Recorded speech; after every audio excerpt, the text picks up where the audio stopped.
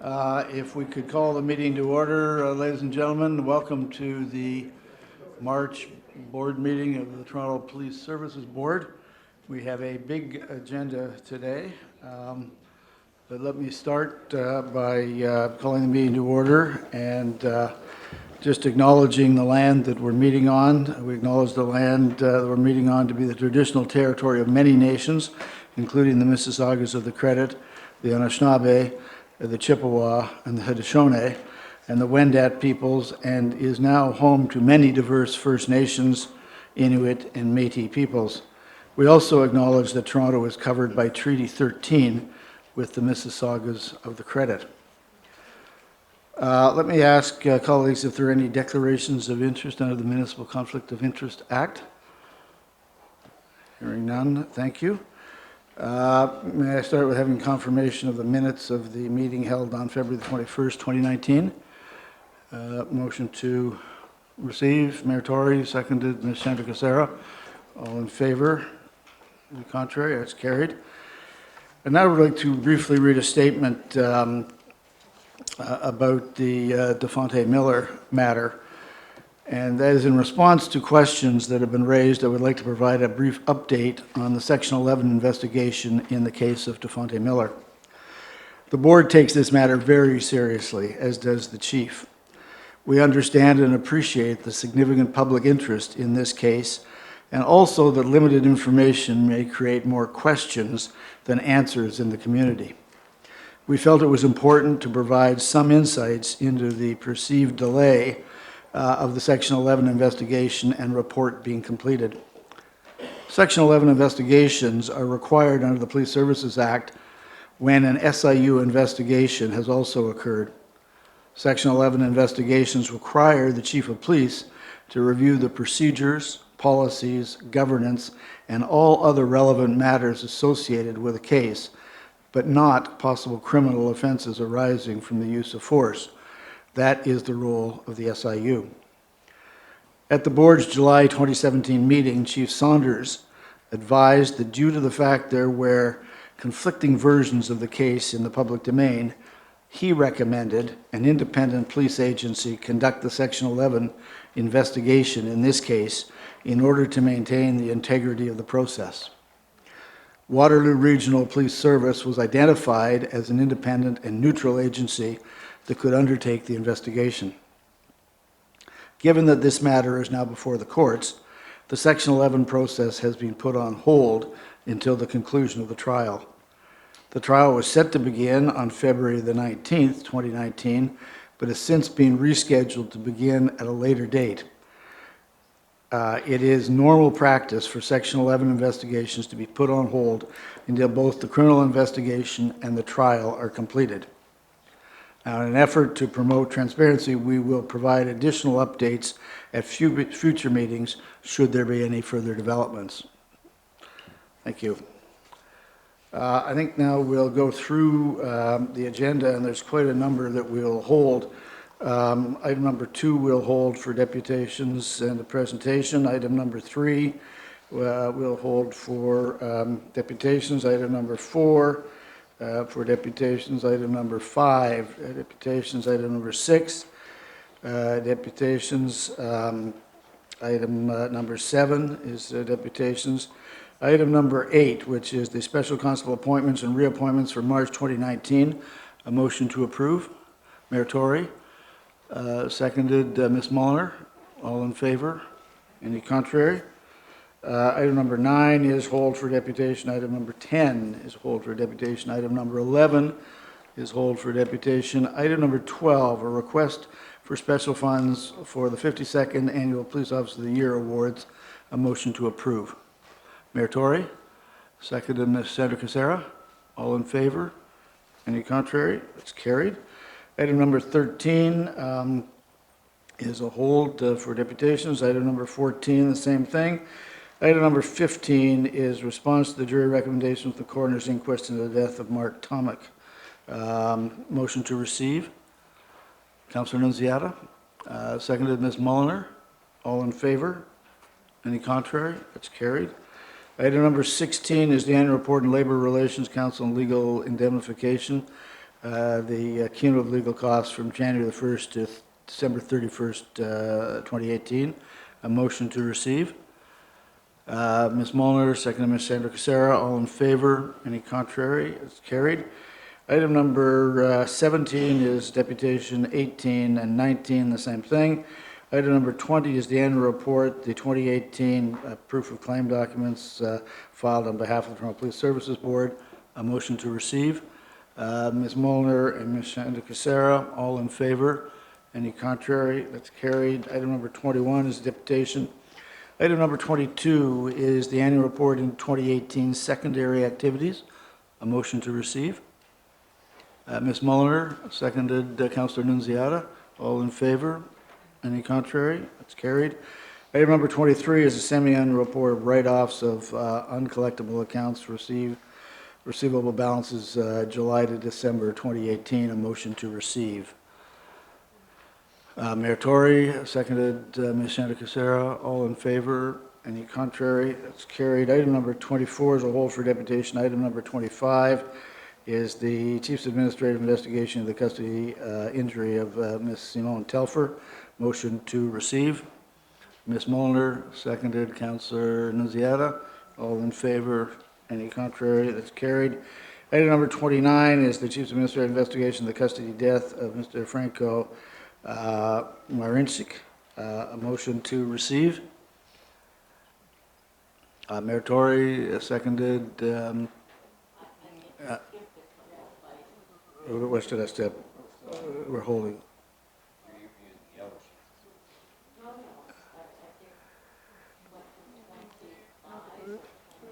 So 24 we're holding.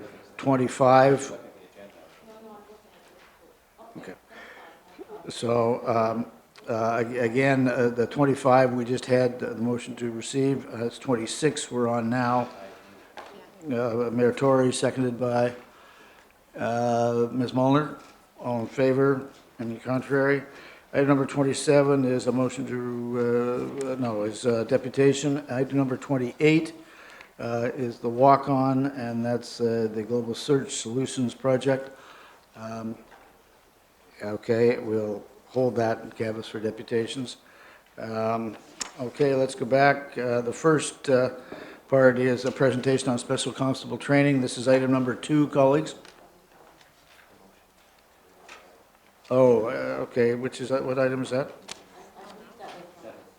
Okay, yes. So there is a motion on item number 7. The Councillor Nunziata.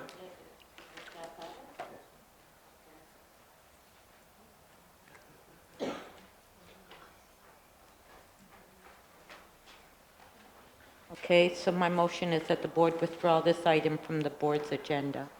So That's agenda number 7. Put forward by Councillor Nunziata, seconded Ms. Sandra Casera.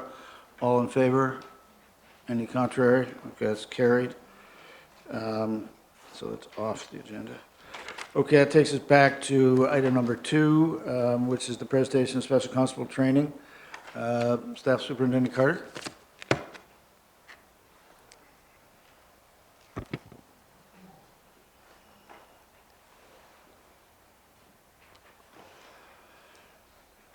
Hi, Randy. Thank you. Welcome.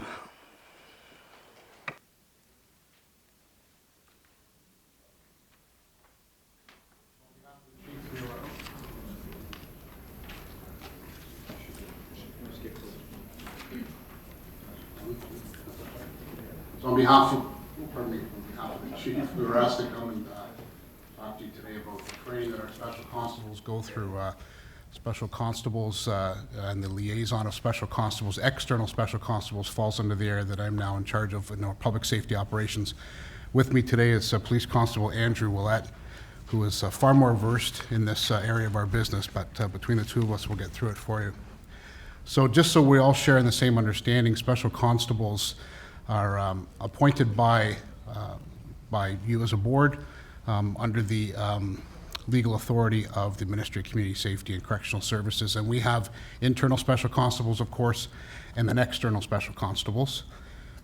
Regardless of that, here we go.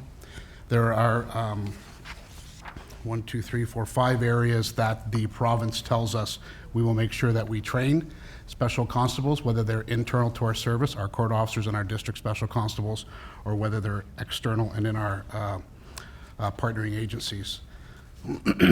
And these 5 areas are also have a retention schedule or a schedule of when we will retrain.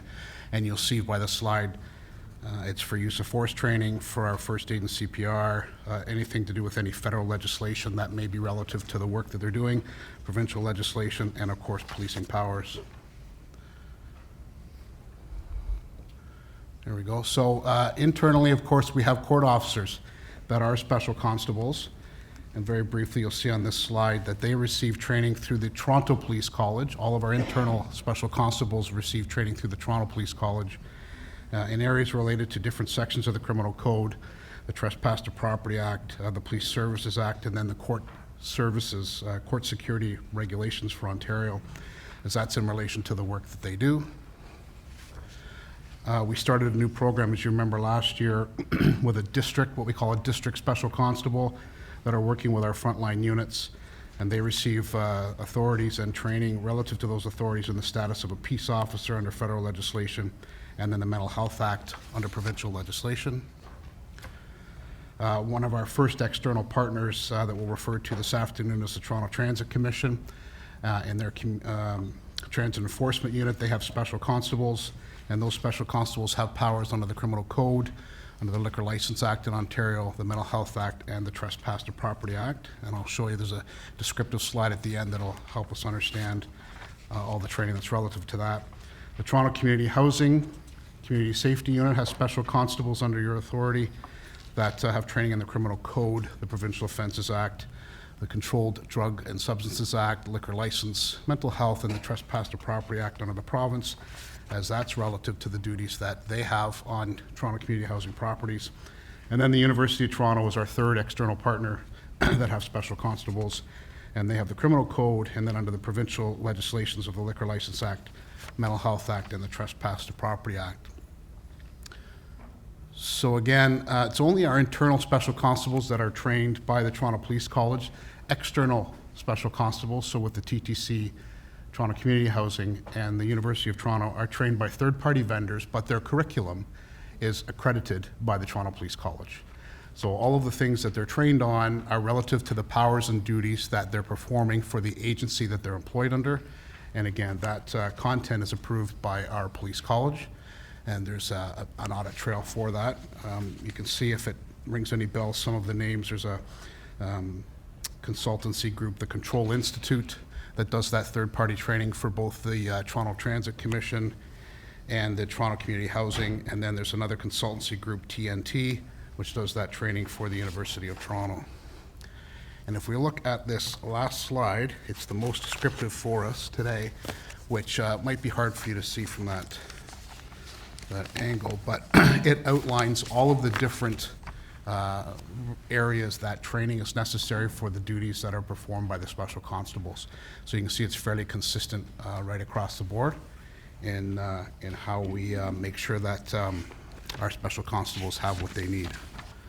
So that's the presentation. I'm not sure that answers the question, and we'll be able to take any questions you might have in relation to that. We have several deputations, so I'll ask now Randy and Andrew, I'll ask you guys to step aside for a minute. We'll have the two deputations, and then ask you to come back, and there may be questions and discussion from board members. The first deputation is Derek Moran. Then the second is Kris Langenfeld. And Kris, you know the rules, 5 minutes, 1 minute warning.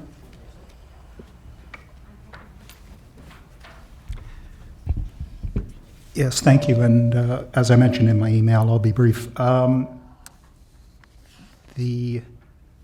I was wondering if we can actually get copies of those slides, because I didn't see that in the package here, and there is some information there about different acts and stuff. So at some point, I'd appreciate if maybe you can post on your website a copy of the presentation slides.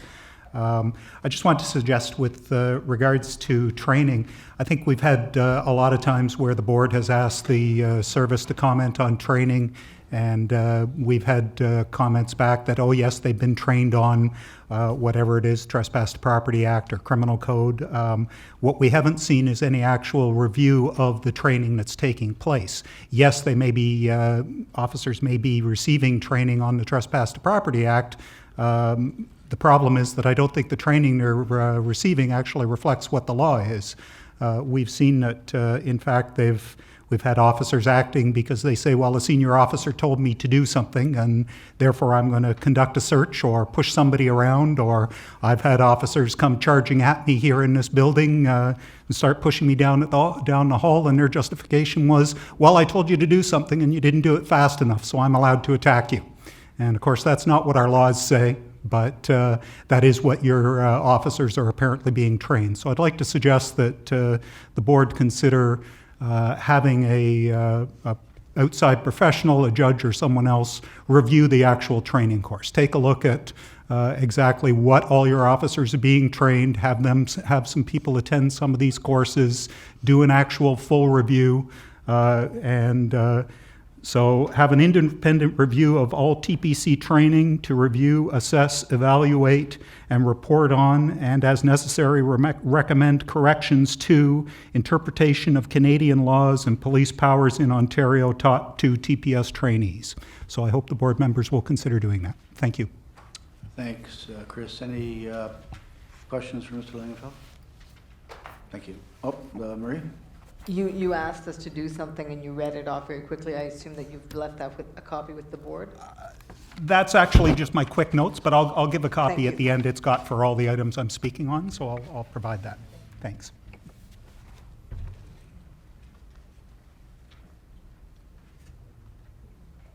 Okay, and I think, Randy, your thing is posted on the board's website already, and there's a package at the back, I'm told, as well. So if you want the copies, Kris, they're there. Randy, do you and Andrew want to come back? And colleagues, you may have some questions and discussion. Mayor Tory has his hand up.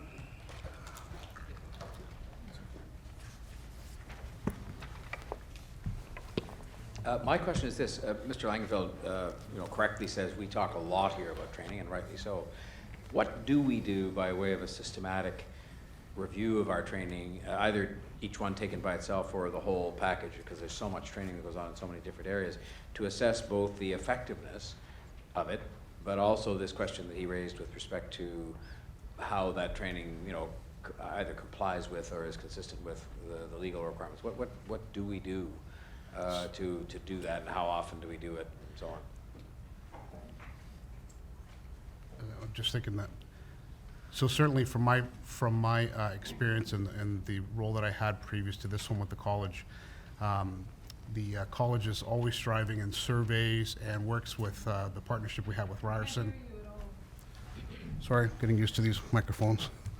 The college surveys users and members of our service and other students of the training that we have, and applies lessons learned through some of the partnerships we had most recently with Ryerson and other professionals in terms of the content and the retention of that content. I can't speak to when the last time or what kind of independent review we've had when it comes to training, and when it's specific to special constables, the content of that training is reviewed for its curriculum against the training standards of the college. But I can't speak to whether or not we test that with our partners to see whether or not it sticks or whether it's applicable. We certainly deal with challenges as they pull forward, and a lot of these agencies have retired police officers, so there's always an alignment from the training that they had while they were police officers and now within the context that they're in. And well, I don't know if you're the right person to ask this question, but does the province do any oversight, because they have training standards, I think, in some of these areas that are province-wide, and do they do any oversight to kind of review again what we're doing at the Toronto Police College, to your knowledge? So I think Deputy McLean will be able to speak to that more accurately. I don't want to mislead us.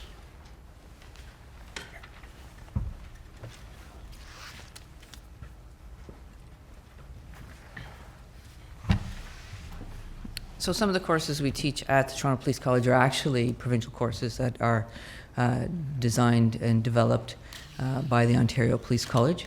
And so we are mandated then to train to that curriculum that is designed by the Ontario Police College.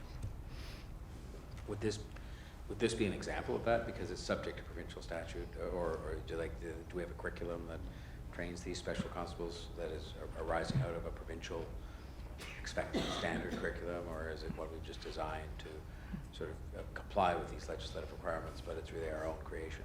Yeah, it's designed to comply with some provincial requirements that we operationalize at our level that fit the Toronto context. Okay, thank you. I might just, Chief Saunders, is there something you wanted to add? Okay. There's something I just might add, Mayor Tory. You remember that when we passed the board's budget just recently, it included the provision for hiring someone who would come in and do audit. And this is the type of function, to Mr. Langenfeld's question, that we want to be engaged in, which is working with the service to make sure that we do our own due diligence, that the standards are what we think they should be, so that we can, where we find it less so, represent to the service where they need to address things, and board members can address it accordingly. So that's a planned expansion of what we're doing. Executive Director Teschner is in the process now, I think, of interviewing, or at least putting the memo out to do that. But that's been in the plan going forward. Anything else, colleagues? Ms. Shandikasar? My question to you is about the special constables that are not in-house, so that are with Toronto Housing, U of T, and the TTC. So with regards to all the training that I understand you don't provide it directly, but it's through your accredited education program, how do you ensure that they're following that? Is there a mechanism or like a loop back or check-in with them? Yes, so their course training standards, lesson plans are reviewed by members of our college to make sure that they comply with what is required for special constable training in Ontario. Chief Saunders?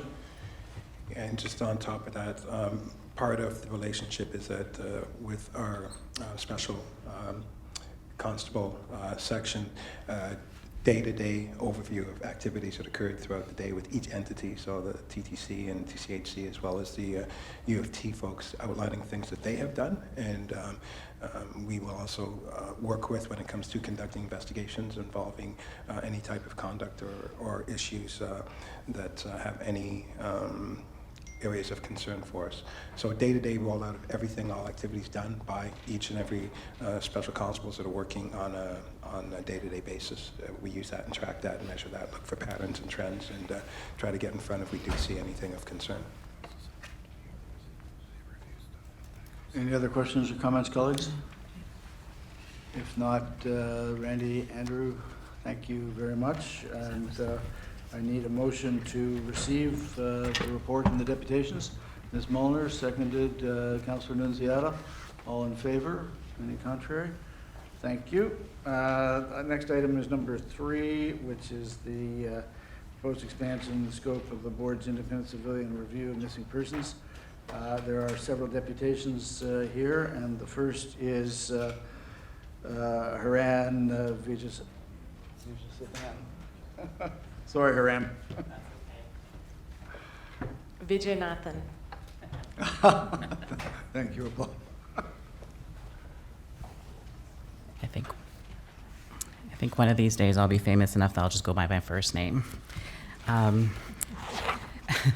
So good afternoon, Chair Pringle, Mayor Tory, Chief Saunders, Mr. Teschner, and the members of the board. Thank you for the opportunity to speak this afternoon on this matter.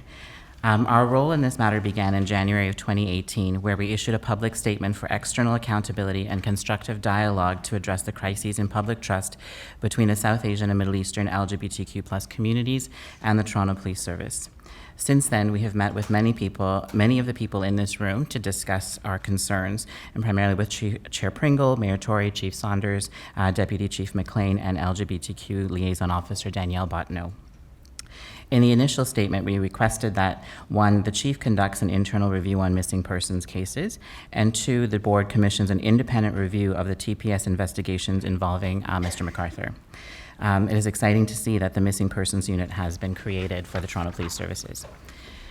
We as an agency also committed to, number 1, facilitate community dialogues, and number 2, provide opportunities for education and training for TPS around culturally relevant services as it relates to the South Asian and Middle Eastern LGBTQ+ communities. We stand by our commitment and will continue to do so beyond the review. During the conversations of creating the working group, it became apparent that we cannot include Mr. McArthur's investigations as the matter was before the courts. The decision to look at missing persons as a whole was the conclusion. In early to mid-2018, we collaborated with the Toronto Police Services Board to set up the working group that proposed the form and terms of reference for the review. ASAP board member Shakir Rahim sat on the community-led working group representing ASAP that drafted the adopted terms of reference and recommended the Honorable Justice Gloria Epstein as the reviewer. The process for the independent civilian review into missing person investigations has set an important precedent for how communities and institutions can work together in a process to ensure external accountability. In her statement to the board during her appointment, Justice Epstein said she was committed to ensuring a robust public engagement and outreach plan. Justice Epstein and her counsel Mark Sandler have done just that. We're also pleased with the expedited nature in which Justice Epstein filed a letter with the board requesting to expand the scope of the review to include the McArthur investigation. This affirmed to us that she is invested in ensuring that those affected by this tragedy receive the answers they deserve. Therefore, ASAP endorses a request to expand the scope of the review to include the Bruce McArthur investigation and for the review to receive additional resources as needed. Serious and legitimate questions must be answered about the actions taken by the Toronto Police Service. It is all of our collective responsibility to work together to create recommendations to ensure this never happens again. Should further questions need to be answered after the review completion, we support renewed consideration of a provincial public inquiry. Finally, while this motion changes the latest report back date of the review to January 2021, it is critical that all efforts are taken to complete the review expeditiously. I shared the document that I've submitted with multiple community organizations and individuals for endorsement as of this morning. As of this morning, we have 23 organizations and 9 individuals representing a diverse range of services and communities who have endorsed the deputation. I've provided Diana with the most recent copy of the endorsers, and thank you, Diana, for your patience with me. Thank you once again for the opportunity to speak today. Thank you, Haran. Thank you. We have the list of, well, as 23. Colleagues, questions? Mayor Tory, you had one? It's more of a statement just to say thank you, because I think throughout the piece, certainly from my own knowledge, starting with that meeting way back in my office, among others you've had, that you've been very clear and principled about what you sought, but at the same time incredibly constructive, and including the fact that you've done the work to reach out to other organizations, which helps us to know that, you know, that much as you're a very credible person for us to deal with, that you also can speak on behalf of others, and I think it's helped us immensely. And on the substance of your deputation today in terms of timing and so on, message received, certainly speaking for myself, so thank you. Thank you. Any other questions for Haran? Haran, thank you. The next deposition is from Brenda Ross.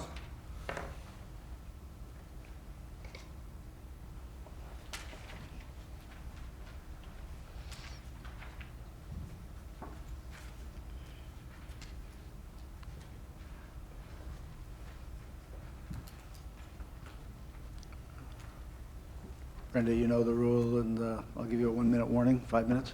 Thank you.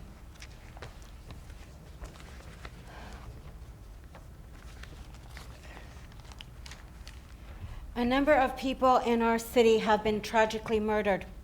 Some have been kidnapped, tortured, and murdered. The police being accused of willfully being blind, deaf, silent, biased, incompetent, unconcerned, and more by certain communities. For years, one man was able to go about terrorizing and devastating the homosexual community with impunity. How did this happen? We already know some of the reasons, and some of the reasons rest with the police themselves, an historical lack of concern for certain communities. Justice Gloria Epstein was chosen and has accepted the duty of looking at an inquiry into what exactly has gone wrong. Now, I'm going to say something that as of a few days ago, I've already checked, as of a few days ago, my information is correct. But as of today, if anything has changed this morning or last night, I am not aware. I am not a member of the police force. So what I'm saying right now is correct as of a few days ago. Gloria Epstein is taking on the role of accepting deputations from the public as to what they have to say about what's happened. And I've already called to get my name on the list. And now that we have Bruce McArthur having pleaded guilty and being sentenced to 8 murders, this has given Justice Epstein the opportunity to ask the board to expand her review. I would like this to go one step further, but I have no authority. So I'm asking the board to make the following consideration, and I would like to inform the board that when I get my chance to speak, I will be saying this to Justice Epstein, but the sooner the better. So if my information is still correct, I am asking for the possibility that the justice interview Bruce McArthur himself. I do not abide by the notion that when people are guilty of serious crimes, we give them a stage by speaking with them and asking questions of them. I have the opposite view. The more they can tell us, the better for society. What we can get out of them helps us all to make sure this does not happen again. To ignore the murderer and the torturer, I feel is fool's folly. He has got to be, in my opinion, included in this accounting of what has happened. For myself, I personally need to know what he has to say. And if I could, I would ask Chief Saunders to send me over. There are questions that I have of him when I think about the signs up in the village. This one's missing, have you seen that one? This and that and the other thing, and the story about the dog being left behind. Homosexual people don't leave their pets behind. No pet is left behind. They're children. They're like children. They're not left behind. So that would have, brought me to 10 red flags right there if nothing else had ever happened. What was it that Bruce McArthur did that allowed him to get away with this other than just police couldn't care less? And there must have been plenty that he could tell us. But he won't be telling us unless we ask. So I am going to ask if the board will support my request that I'm going to make myself when I get my name called up on her list before Justice Epstein, that it be considered. I am cognizant of the fact it's an independent review and you're not supposed to interfere, but I don't feel we're interfering by making a suggestion. So I ask that my remarks be brought to the attention of Justice Epstein with the support of the board, that she consider interviewing himself, Bruce McArthur. And as far as his cooperation goes, I can think of 4 reasons for him to cooperate with us. The 4 reasons being for his own family. I'm sure they'd like to know that he had some good left in him. Number 2, for himself, with that faint thought in his mind that someday he's going to be released. This could only help him if that could ever happen. If he believes in heaven and hell, perhaps he'll have a few days off from hell if he helps us.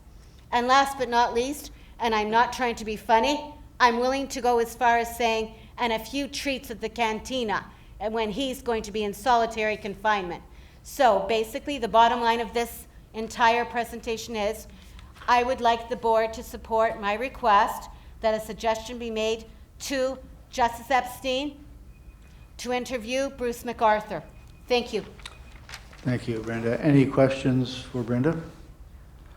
Thank you, Brenda. Thank you. If not, colleagues, the general discussion, I should point out that counsel for the review, Mark Sandler, is here. And so if you, in the audience, if you wish to address any questions, he may be able to help us. But colleagues, any? Okay. Discussion, questions, anything? Ms. Nunziata? Francis? Yeah. Question, so the recommendation that we have before is to expand the scope, correct? And that you report back in the next 6 months? Chair? Yep. Correct? That's the intention, but But perhaps we expanding can- the scope we would expand it now and then in 6 Yes. months report back on the expenditures. Is that correct? That's correct. Okay, I just wanted to confirm that, so we don't wait for 6. No. We continue that now. And Mark, you heard Haran's comment about time as of the, and I know you know that. So that, you wanna Justice do a Epstein is thorough very review. mindful of the fact that the community wants answers sooner rather than later. Our task has been increased somewhat as a result of the expansion, if it's granted by the board, and it's in recognition of that that we asked for the additional time. If we can complete our work earlier than that, we will do it, because we know you're waiting for it, we know the service is waiting for it, and the community in particular is waiting for it. And I should say, just while I'm here, that I'm very grateful to Haran for coming forward. He is a member of our diverse community advisory group, and he's been extremely helpful, as have all of the members of the group, in giving us advice going forward. Okay. Thank you for being here. Any questions while Mark is here? If not, Mayor Tory, you had a comment. Mark, thank you. It's really just to, I guess, underline what we've just been told by the council and by the community in the form of the representations made by Haran, which is that, and I know it's difficult because on the one hand, and you're independent and you should remain independent, so any attempt we made to sort of try to prescribe unduly the time frame would be, I think, unwise. But I just hear from my own inquiries of the community that they're very anxious to, have this this part of the examination of what happened brought to a close with recommendations as soon as possible. So I think the message is loud and clear from everybody, including yourself, that time is of the essence, recognizing the scope of the job you have to do is bigger now, and that it's complicated. But having said that, I think everybody understands, but I just wanted to underline it again, because I've certainly heard it very loud and clear and repeatedly from the community at large that want those answers as soon as we can get them. Thank you. Thank you. Any other discussion, questions, Councilor Nunziata? I would just move the recommendation. So it is a recommendation to receive the deputations and approve the report. So moved by Councilor Nunziata, seconded by Mayor Tory. All in favor? Any contrary? Carried unanimously. Thank you. Mark, thank you for taking the time to be here. And that takes us now to item number 4, which is the Regulated Interactions Panel. Audrey Campbell is kind enough to be here, but we have one deputation, and that is Miguel.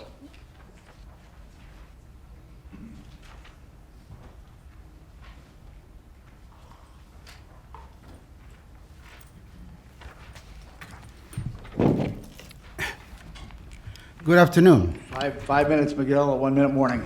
Thank you, Andrew Pringle. All right, let's get to business here.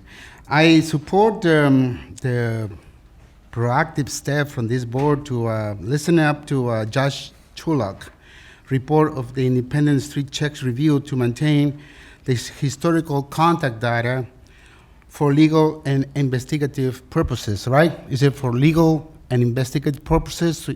That's the reason to keep maintaining this data.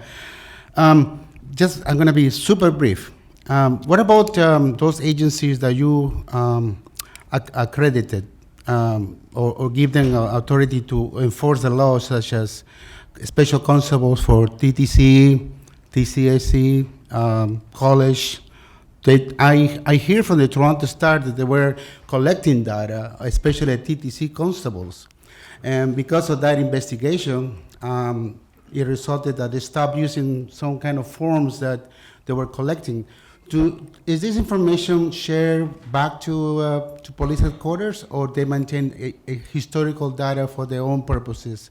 So that will be my only question. Perhaps you can discuss among yourselves. Thank you. Thank you, Miguel. Colleagues, any questions for Miguel? Nope. Okay. Chief Saunders, I guess to you that was a confusion. I guess, do you want to briefly address that?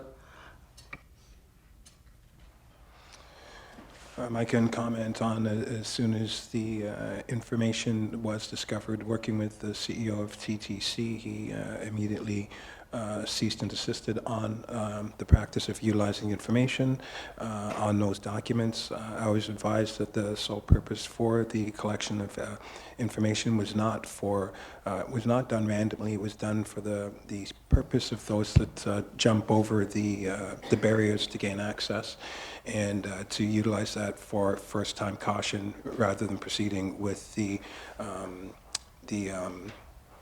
tickets. And so that's what I was told.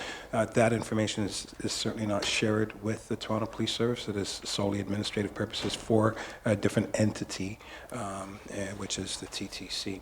They're looking at new measures to figure out how to continue to track so that when people do jump over for the first time, it's not an instant ticket. I know the city is working in conjunction with them as well to develop whatever programs or whatever actions are necessary for that type of behavior that's unlawful on TTC property. Colleagues, any questions or discussion on the report? Mayor Tory? I just want to make a comment, Mr. Chair. Going back to the recommendations of this report, I think the recommendations are very important in that the first is obviously, and it relates to the next agenda item to follow, which is that we review our policy in light of Justice Tulloch's report, which is a sensible thing to do. But the second thing I think we should draw attention to is that the second recommendation here says that we should determine, and I certainly support this very strongly, that if retaining historical contact data remains necessary, I guess we're saying that if that's following this review, that we request that the chief eliminate operational access to the data while maintaining access for legal and other related purposes. It has been my view, I think, as you know, Mr. Chair, for some time, that we should eliminate this data. I believe it serves extremely limited, if not any usefulness at all, and that in the meantime, having it creates a lot of hurt and fear and insecurity and distrust in the community. And I remain relatively unconvinced, although I know there are lawsuits out there that may cause this data to become relevant and, in fact, producible on behalf of various parties to court. So I just want to underline my strong support for going this far, if this is as far as we can go for the moment, because it's obvious to me when you look at the report and see that there was a grand total of 8 operational access requests in 2018 as a whole, the entire year, which is down substantially, as the report points out, from previous years, that the operational need for this, to me, is far outweighed by the damage that it continues to do in the community by whether it's perception or reality of what people think is happening to information that may be in there about their sons or brothers or sisters or whatever. And so I just want to commend my colleagues to support this, and it's only a first chapter in what might follow, which might be the deletion of this information following the review of Justice Tulloch's report. Thank you, Mayor Tory. I think certainly that committee would agree with that entirely. Audrey Campbell is here, Taya Herman. The two of them have done a great deal of work, as did Carleen Bennett when she was here, Secretary to the Board. So it's thank you for that endorsement, because I think a lot of work has been done on this, and we are very cognizant of the fact that this is of significant interest to the community and a frustration. Any other comments, discussions, colleagues? Ms. Muller? I'm looking at the page of the report, page 3, the section service members assigned to facilitate administrative access. So I have a question that may not be able to be answered here, but I'm going to ask it, and perhaps the service can come back to it. The last sentence of that paragraph refers to, and it's stated elsewhere in the report as a principle, no more people than is necessary to have access, should have access to the personal information covered by the board's policy. And this report also references the number of people who currently have access, which if I'm remembering correctly, is 6. And I'm wondering whether we know, if the service knows, how many, given that there were only 8, how many people actually had access to that information, and how many of the 6 people, maybe it was all 6, had access to the information that was requested for those 8 requests? It's something we could certainly look into and report back to. Thank you.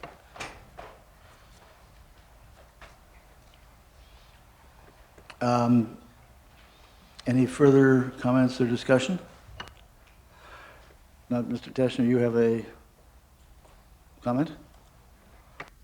To the mayor's point with respect to the recommendation in this report, board members and members of the public will see that the next report is from the board office itself and makes recommendations concerning 3 areas that we are asking the board to give us its approval to explore, which includes, Mr. Mayor, exploring what can be done with the operational data that currently is in the possession of the police service.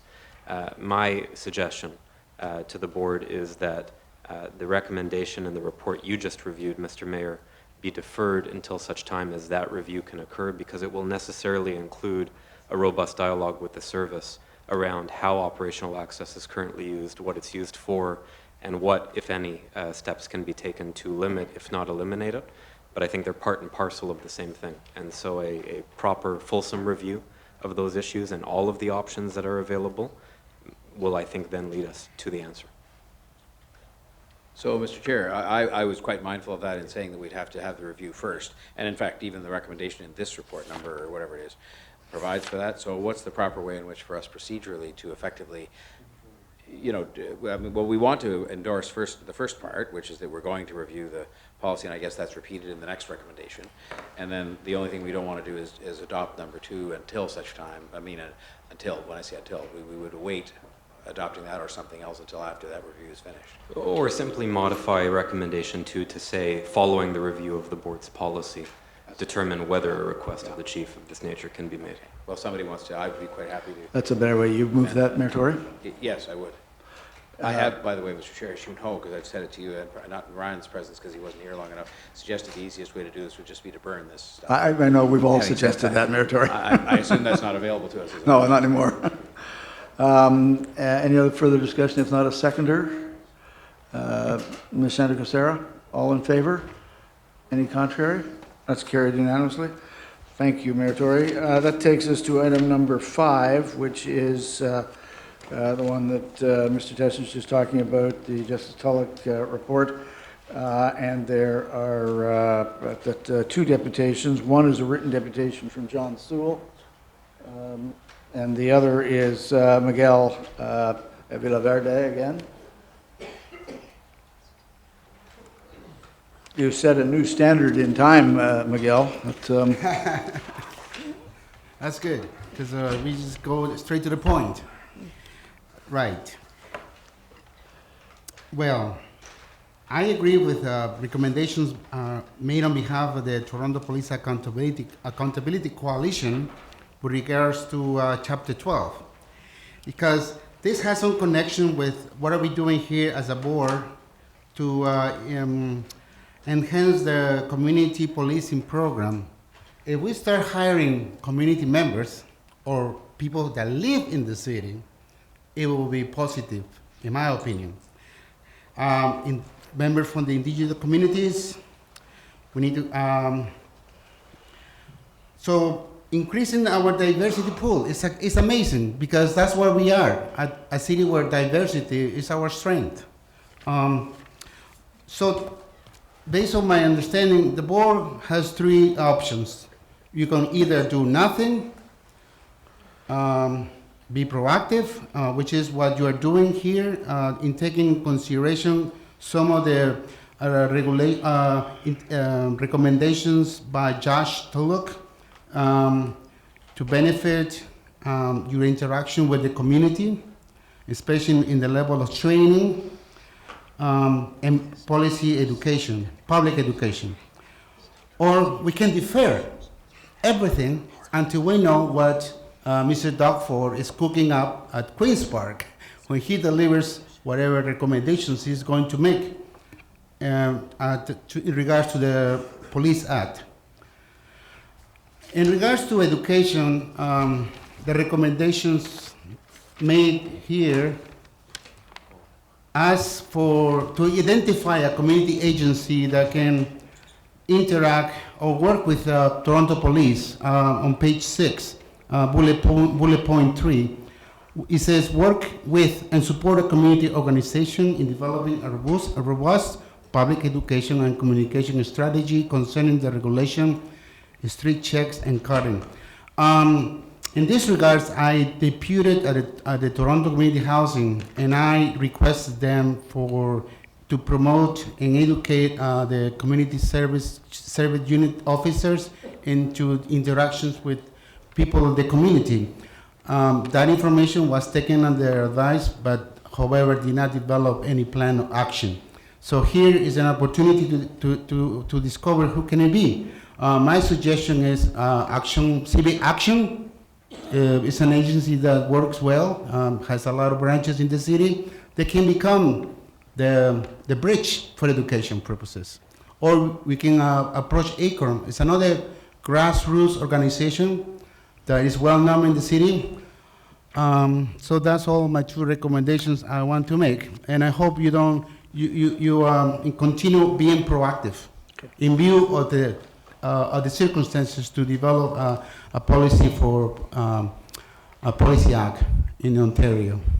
Thank you, Miguel. Any questions of Miguel, colleagues? Thank you very much, Miguel. Thank you. Colleagues, any discussion, questions on the report by the board staff? Mr. Teschner's right here. If not, a motion to receive the deputation and approve the report. Ms. Santa-Casera, seconded Mayor Tory. All in favor? Any contrary? Thank you. Item number 6 is the request for special funds, workplace well-being, harassment, discrimination review. There are a number of deputations. There's one deputation. It's Kris Langenfeld.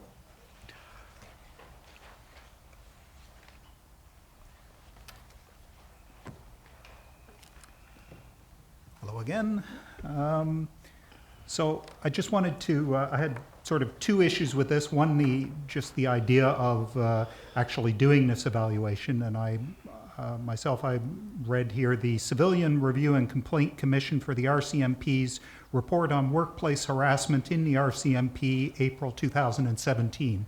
And in reading that, one of the things it discusses is the fact that these kind of evaluations are best done by third parties that aren't in fact connected with the organization and done by civilian groups. So I'd like to suggest that that's probably something that would be appropriate to consider here.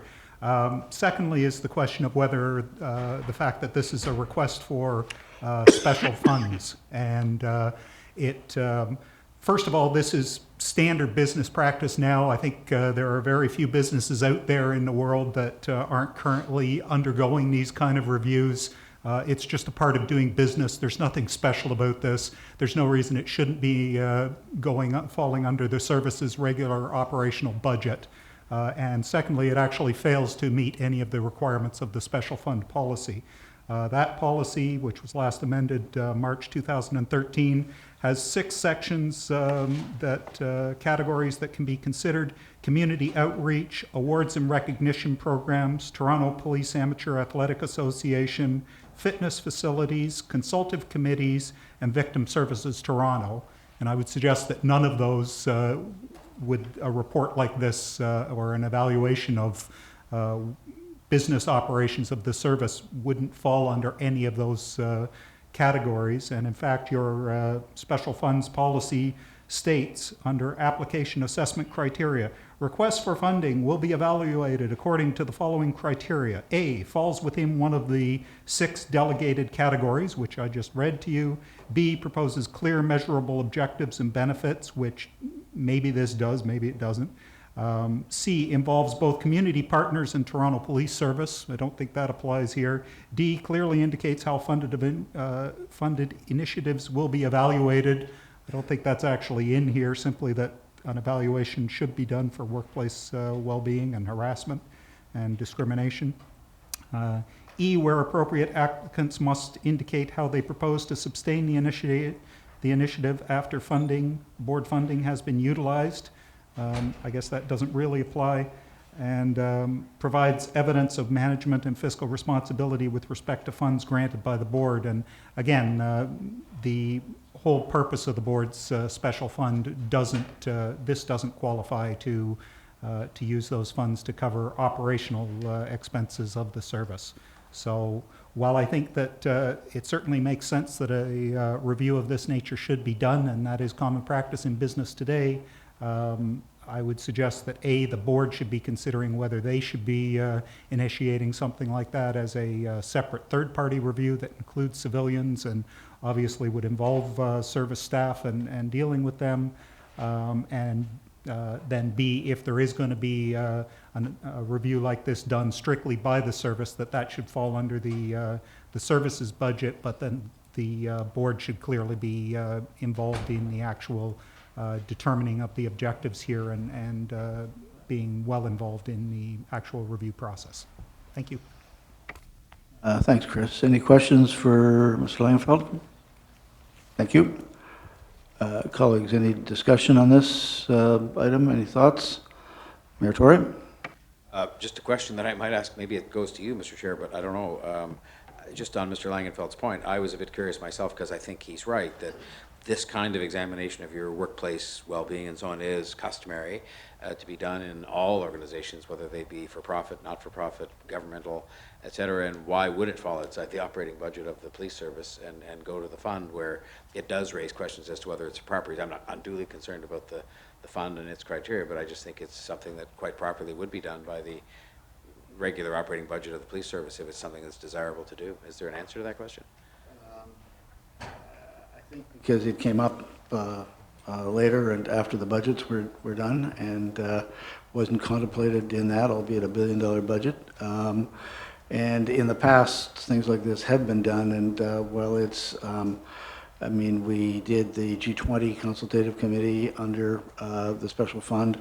We've done a variety of things, and I agree with Mr. Langenfeld, it's pushing it a little bit, but under that number 5 of consultative, you can get that here. But again, that's why I ask if there's further discussion. I mean, the solution that has been come up with is one of, okay, the board, the service did not allocate money for this. It's something we want to do, and here is a solution for it that we've used before. So again, it's for it's for the discussion in this group. I think it's an important function, and I think on going forward, it should be the services. But to start it off, I'm not opposed to including it here.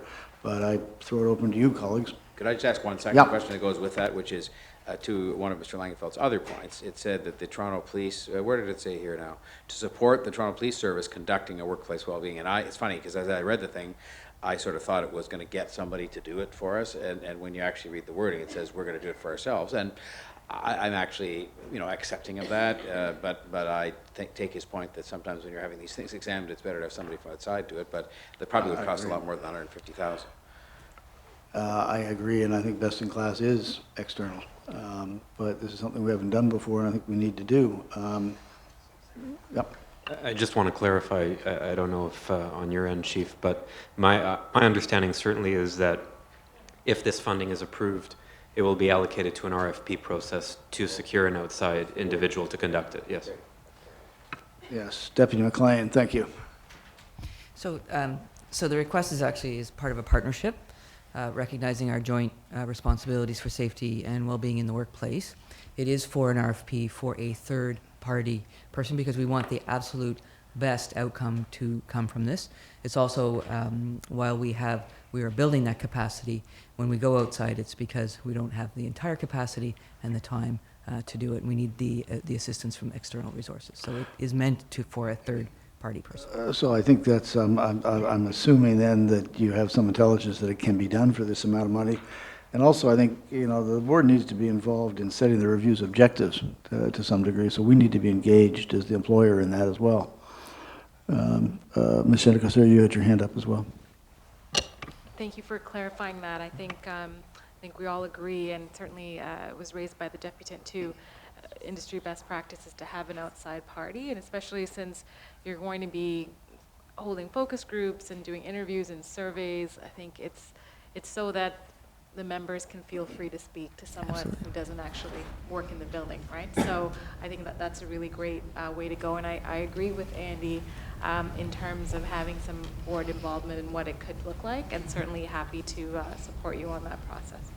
Thank you. The report outlines the vision as we know it right now, but we will certainly be taking guidance and input from whoever is the successful proponent of the RFP. Ms. Molnar?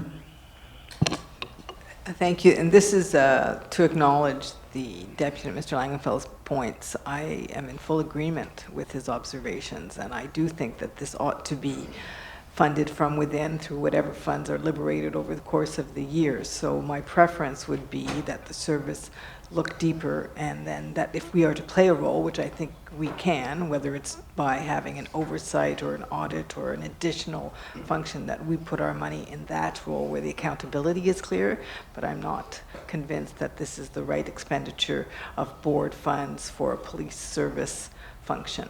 Thank you. Councillor Nunziata? Just a question, Mr. Chairman, you mentioned, and when the mayor asked the question, as far as the 150,000, that the reason that you're asking that it be from the board special fund is that budget was approved. So you had no choice but to take it out of that fund. So my question to you is, when we went through the budget and the board special fund, did we not have allocations on the expenditures for the year? Not in the Would board that- special fund. No? We have kind of the regular, they're not statutory, the regular fundings of groups that we do, such as the consultative committees and the various athletic associations and things like that. But there is always an amount of money. In fact, I think the fund is about $800,000 at the moment, although there's... So it doesn't take away from any other expenditures? No, but that the you fund have is to- getting down there, so that with the commitments going forward, it would include this. We would get down to about 400 or something, is that right? It's potentially lower than that, Yeah. based on current commitments. So to the chair's point, we know every year that there are certain things that are already as a result of board policy spoken for, if you will. And then there are other groups from the community who engage the board with a request for funding. We evaluate all of those. Right now, this $150,000 would come from that. Technically, to your question, Councillor, that means that there will be $150,000 less right now to fund initiatives that people make requests for. Yes. But we haven't made those commitments. They've just been requests at this point, right?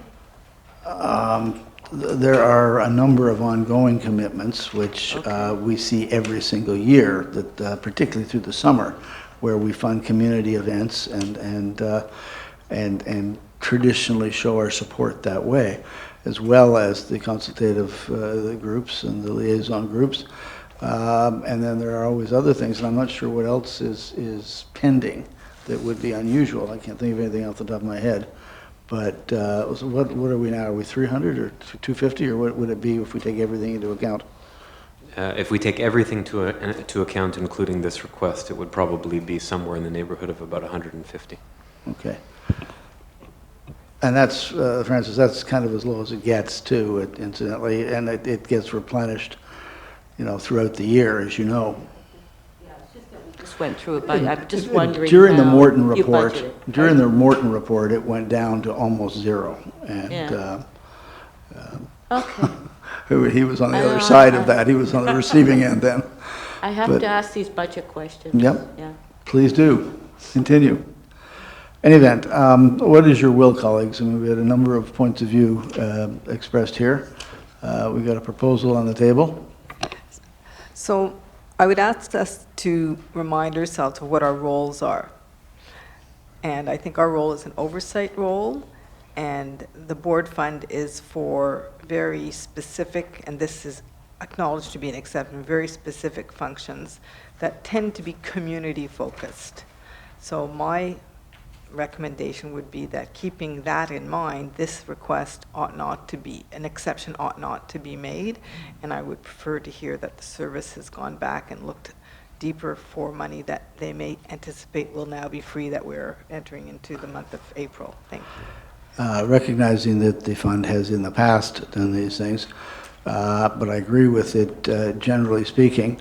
Would you be comfortable asking the service to go back and look if they can find the money to do it internally? I do think it's an important initiative to be done, and done at this time.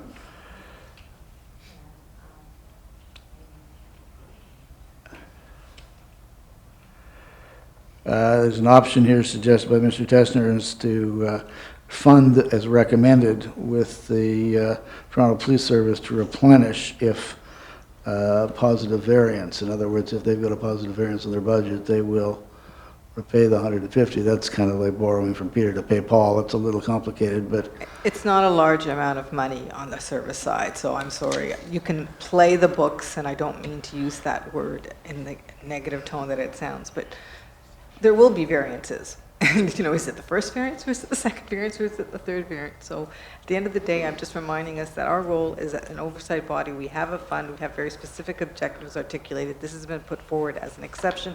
I don't think it fits the bill. okay. Anybody else? Oopla? Sorry, this is one where So we're I all think going to we all talk about agree it. This is an important function. Absolutely. I think for my tenure on the board, we've been asking for objective evidence as to the health of the organization, and I feel like this is a manner in which the board can receive that information. So I kind of see it a bit of it as an audit function, which is part of our governance role. Perhaps that could be articulated better in the process. Perhaps we can make a motion to that effect. So with that, I would support the use of the board funds for this, but I fully appreciate your point. Tori? If we're going around, I mean, I think it should be part of the operating budget of the police service, but it's not a big issue with me. It all comes out of the same pot. Well, this comes out of a slightly different pocket, I guess, but I'm conscious of the fact the fund is as low as I think it's been since I've been on this board, and you don't want to drain it to zero for the purposes for which it is truly intended, recognizing there's a clause in it that says we can make exceptions. So I'd prefer it came out of the operating budget. Given the fact, not to put you on the spot, but given the fact that this is something we're trying to initiate, we are the employer, we'd like to get this going. I think it's an exception that we can make. Would you be comfortable supporting that or not? Okay. Councilor Nunziata, how do you feel?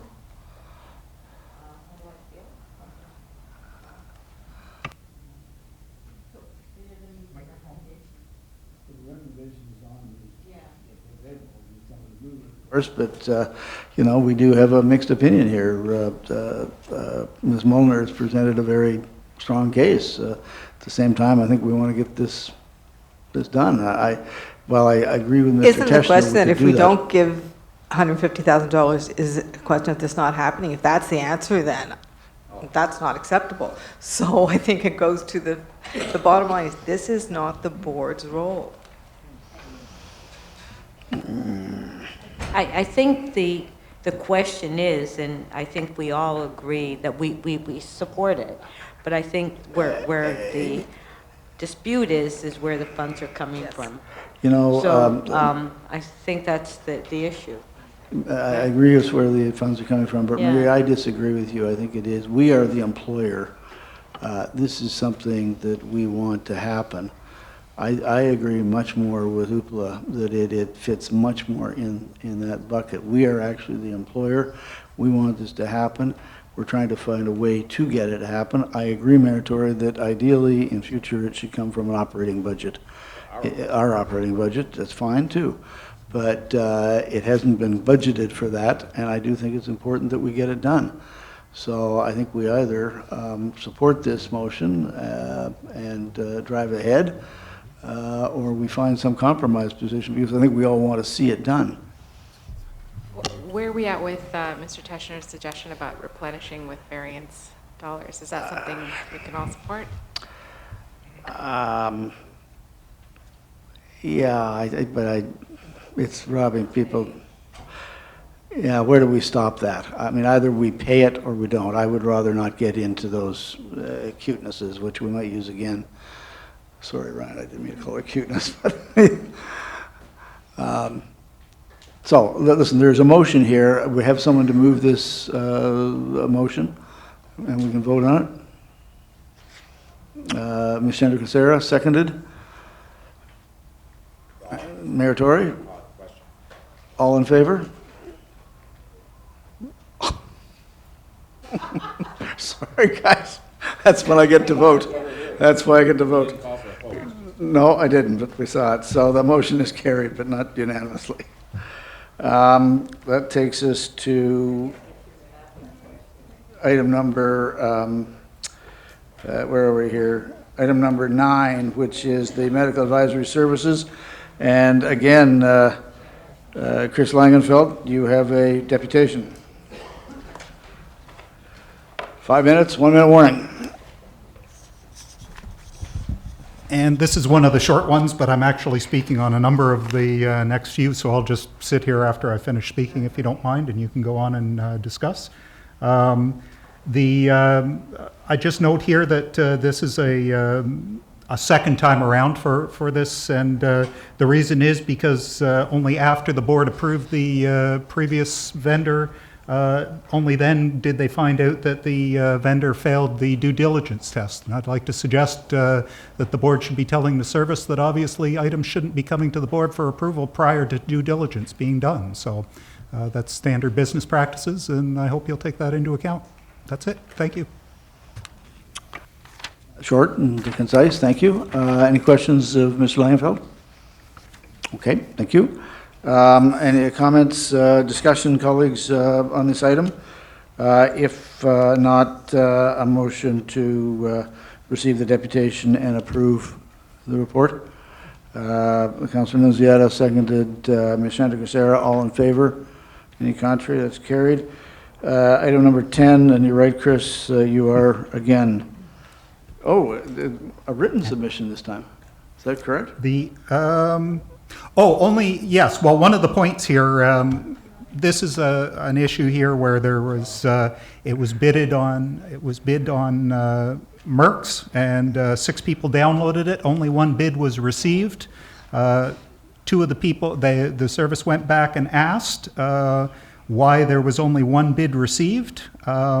And in the case of one of the vendors or potential vendors, they didn't bid because they were not, quote, Panduit certified, which is certified to connect the cables. And the written submission is a copy of Panduit's training service fees, and it's basically a 1 to 3 day course, and costs between, I think it was $1,000 to $3,000 per person. And I'd like to suggest that the reason that you didn't get more bids in on this matter, here, fees are actually between $450 and $1,295 for people to become certified on a 3-day training course. So perhaps the problem there is with the RFP that the service sent out, that certainly they can allow that an awarded bidder can agree that they will become certified if they receive this $500,000 award. And I'm sure that the people that didn't bid would be willing to agree to that qualification. The other 2 of the other potential bidders that downloaded the package didn't quote because they said they had other more important things on the go and didn't have time. And I noticed that this tender was actually only out for 34 days and it ended the day before the Christmas break began. So it's not surprising that when you have a 34-day tendering process that requires special certification that not many people have, and then do it for only a month before Christmas, it's not surprising that nobody bids on it. And I'd say it's pretty ridiculous to think that it's reasonable that we have a $500,000 budget being awarded for the police service for wiring of things. If you were Tridel, if you were a builder of homes, okay, that might make sense. But this $500,000 award could reasonably be, a reasonable number might be $50,000, or it might be $250,000, or it might be $750,000. We don't know because there's only 1 bid. So I would suggest that this contract should not be awarded as it is. It should be sent out for to be requoted with a longer period of time, and it should include the stipulation that vendors will have the opportunity to obtain this Panduit certification that the board is requiring if they actually are the successful bidders on this project. That's it. Thank you. Thank you, Kris. Questions for Mr. Langenfeld? Okay. Thanks, Kris. Colleagues, questions on this item or discussion? Mayor Tory? I don't know if Mr. Veneziano or somebody has the answer to this question, but just to put it in perspective, can you give us an estimate of, just to the comments we heard about how this is like not even up to a good solid subdivision, how many buildings do we own? How many square feet of property do we own that is in need of electrical, maintenance of the kind this would be contemplated by this? Do you have a number? We probably have about 50 facilities and about 2 million square feet of space. So it's quite a large portfolio that does require constant attention. Our current standard or certified standard is Panduit. We installed that standard because it's one of the few ones that gives us a 25 warranty period. And so electrical contractors, as Mr. Langenfeld has pointed out, it's not a rigorous process, and certainly they have the ability to do that. And as long as they have 2 people on their staff that have that Panduit certification, they can bid on this project. And 2 million square feet, just to put it in perspective again for people who might be watching this, would be the size of a couple of good-sized kind of office, so not huge office towers, but a good-sized office building, right? Thank you. Any other questions? Sorry. Any other questions, colleagues? Okay, Kris, thank you. If not, a motion to receive the deputation and approve the report. Mayor Tory, seconded. Councillor Nunziata, all in favor? Any contrary? It's carried. Thank you. Item number 11 is the independent civilian and missing persons of the, this is just the accounting side. And Kris, it is also you, and I gather you have a written deputation as well. Is that correct? Yes, and that's just the one question that I'm hoping there, since I provided you the question in advance, that there's potentially an answer for it. The last sentence at the bottom of page 1 of the item here on the agenda, under discussion, it says, a detailed statement is included on the in-camera agenda for information. And my question to the board is, how does that information being withheld from the public satisfy the requirements of section 35(3), that meetings and hearings conducted by the board shall be open to the public, subject to subsection 4? And I've provided you with a copy of that, so I hope that you or your counsel has an explanation as to why you're withholding that information from the public. Thank you, Kris. Mr. Teschner, do you, or Jane Burton, do you have, thank you. Through you, Mr. Chair, there's information in the confidential report. There's more detailed information, that's correct, and is subject to solicitor-client privilege, which is why it's dealt with in camera. And on the review side, I can say that the invoices are subject to a review by Mr. Teschner. And Can't hear you, sorry. I can also say on the review side that the invoices are reviewed by Mr. Teschner and by yourself, I believe. Any other questions or discussion, colleagues? If not, may I have a motion to receive the deputation and to approve the report? It's item number 11. Ms. Shantakusera, seconded Ms. Molnar, all in favor? Any contrary? Number 12 we've done. Number 13 is the notification, and it's really a notification of the board ratification of the collective bargaining settlement of the TPS.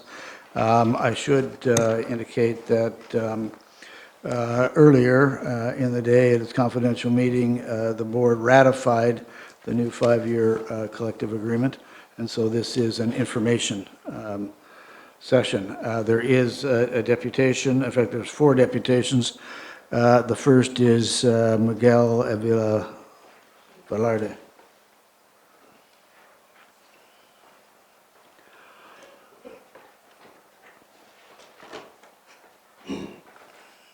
So this report comes with financial implications. We're looking at adding up $25 million, which historically is happens after budget cycles. We approved in March the 8th $13.5 billion for our city budget, operating, capital projects, etc. Now, I'm looking at the CFO. You're going to come back to the city's executive committee and arguing that we need to have taxpayers to pay that amount.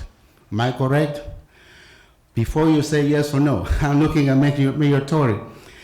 Do you think that this is a priority for us? I want to direct my comments to the visit that occurred 2 weeks ago. Andy, thank you so much for coming to a tour of 220 Oak Street, 330 Gerard, and I want to thank Michael Ford for coming to 230 Sackville Street. In all these properties, 2 of them do not have funding for CCTV cameras.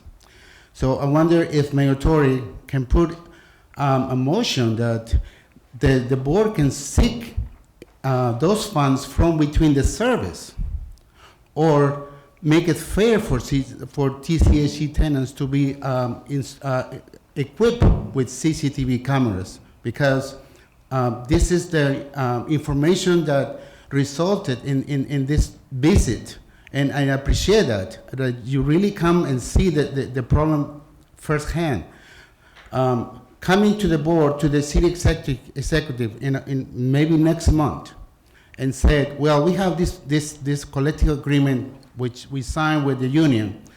Don't you think that it will be detrimental to what we done 2 weeks ago, which is to tour TCHC units where there are no CCTV cameras on the upper floors?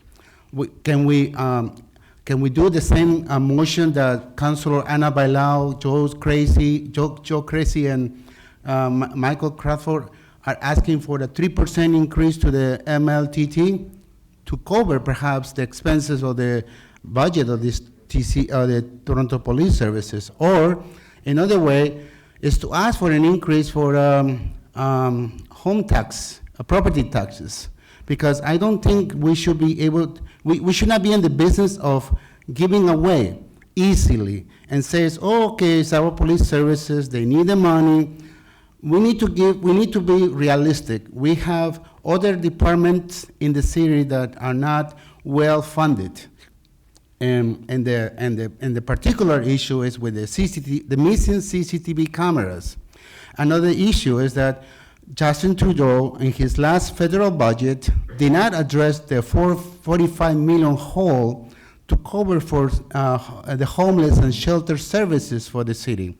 And again, you have to consider that and give priority and attention to the needs of the residents of Toronto housing who have been asking for safety in our communities. We're not asking for more police service. We're asking for safety in our own buildings where we can feel safe. That at least there's a camera operating and working in our buildings. I had Susan Gapka in attention here. I think she left. But she can tell you, because she owns a macrovision of the TCHC and understands what's going on with. Anyhow, that's all I want to think about it before saying yes again at the next executive committee. I will be speaking on this matter again, and hopefully we can find internal solutions to these budget pressures between the police budget. Thank you. Thank you, Miguel. Any questions for Miguel? If not, Miguel, thank you. Brenda, Ross, please.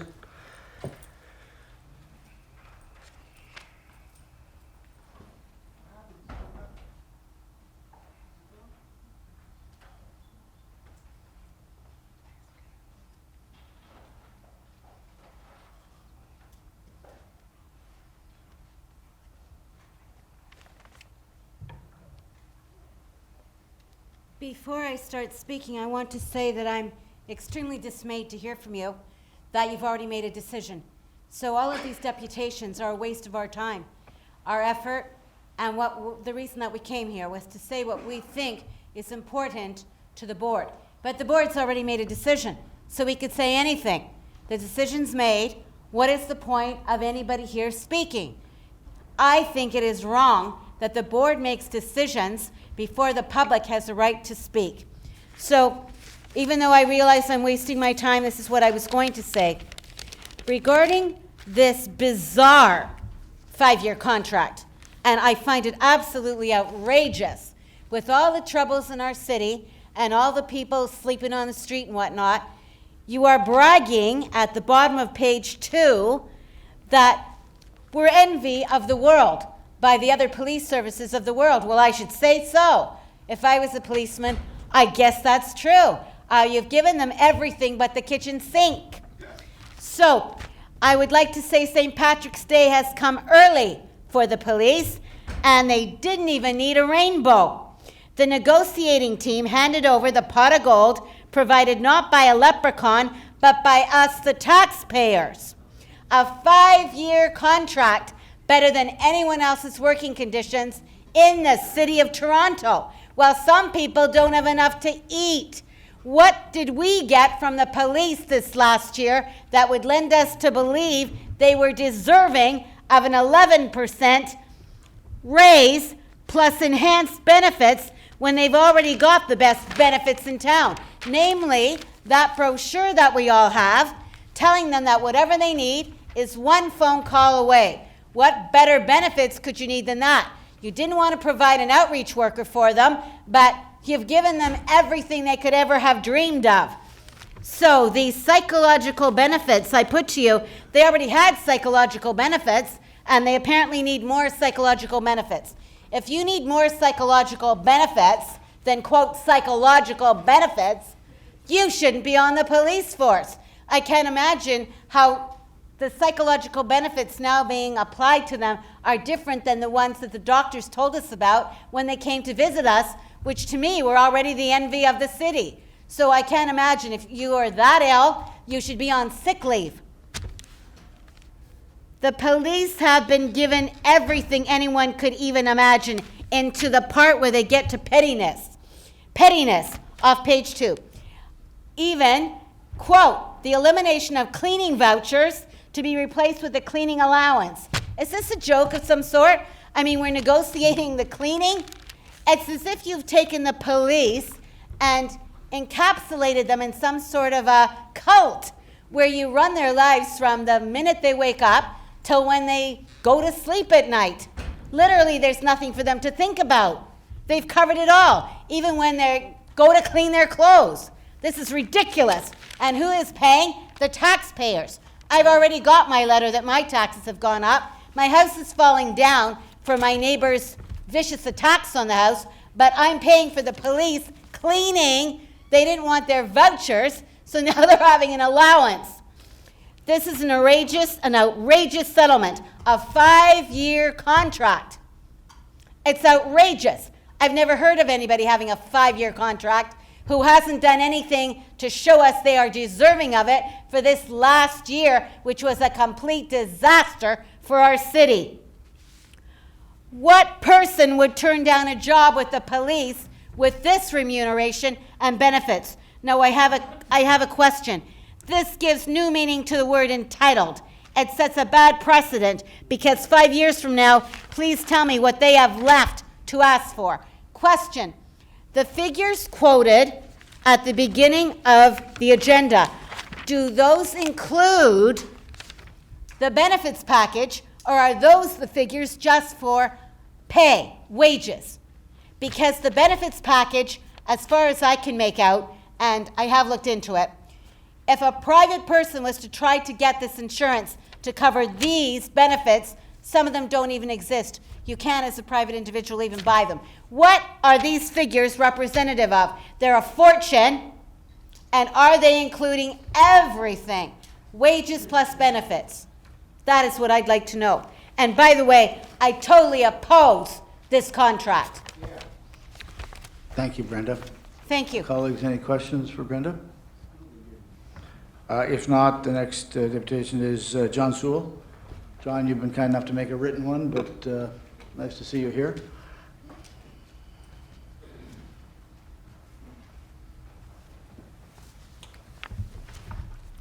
About 5 minutes, John. I'll give you the 1-minute warning. I apologize that I was not here for item number 5. I guess it got dealt with, didn't it? Yeah. With any amendments? Which was 5. No? We're asking that, that they pay attention to Chapter 12 of Mr. Tulloch's report as well in the report. No amendments.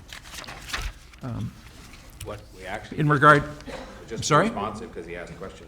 I'm sorry? We are just going to undertake a review now of the Tulloch report and come back here with recommendations as to what could be done. So in that sense, nothing that you would have said had you been here doesn't still have a chance to be taken into account. Okay, I'm having trouble hearing you, but We undertook, I just want to be responsive to your question because you politely asked one.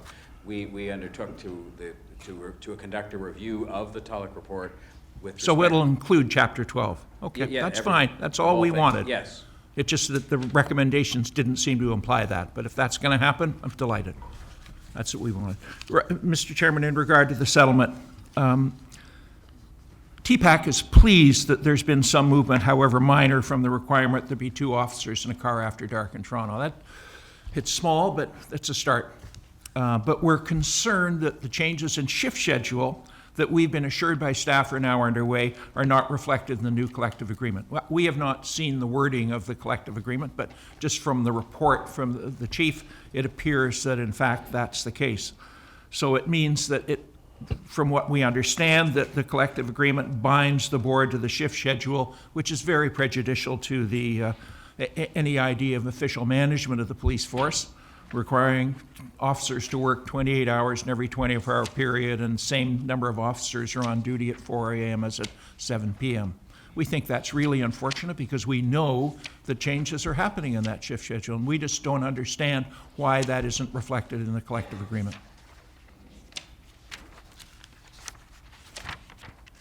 Thank you, John. Any questions of John? Okay, we'll come back to that question, John. Thank you.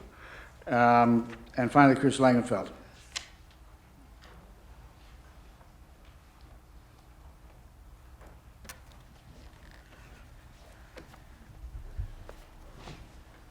So like a lot of other people, I find it hard to believe that this agreement was awarded.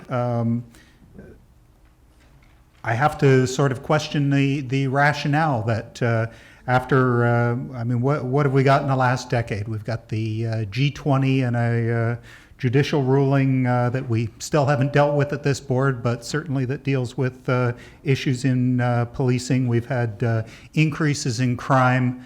And so the solution here from the board has been to pay more money.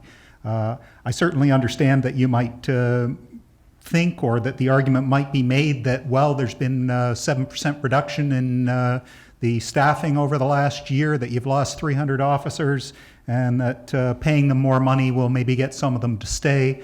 I would argue that, in fact, the opposite is the truth, that those that are only staying for the money and aren't staying because they actually care about doing the right thing or being just or doing what we're actually looking for from our policing, those aren't the ones that are going to be bought off by an extra 2% or 1% more than others a year. That, in fact, it's the issue of officers being instructed to commit criminal acts by their supervisors that are what's causing the best of our officers to leave, and that should be what you're looking at, is actually doing your job and improving the supervision and oversight of the service so that we don't have all these problems that I suspect are making all the best officers at least consider leaving, and certainly some of them have gone already. I have to question what the extra $16 to $18 million a year that this is costing us, how you justify that, and at the same time you turn around and argue that the board as oversight has to pay the $150,000 to do standard due diligence practices of running a corporation. You don't hear Berkshire Hathaway paying to have the companies that they invest in conduct proper audit procedures, but apparently this board thinks it should pay to have the people it supervises do their job. Now, in terms of what you've actually got here, you say more flexibility in the deployment of one-officer patrol cars. Well, what exactly is more flexibility? Does that mean that you'll call the head of the union and maybe he'll say, oh yeah, today we'll let you send out one officer? Normally you actually come up with solid agreements, and I would expect you to be releasing that information to the public. I'd like to know how many of the officers are actually going to be receiving this 3% bonus that for going out and working in the public response unit.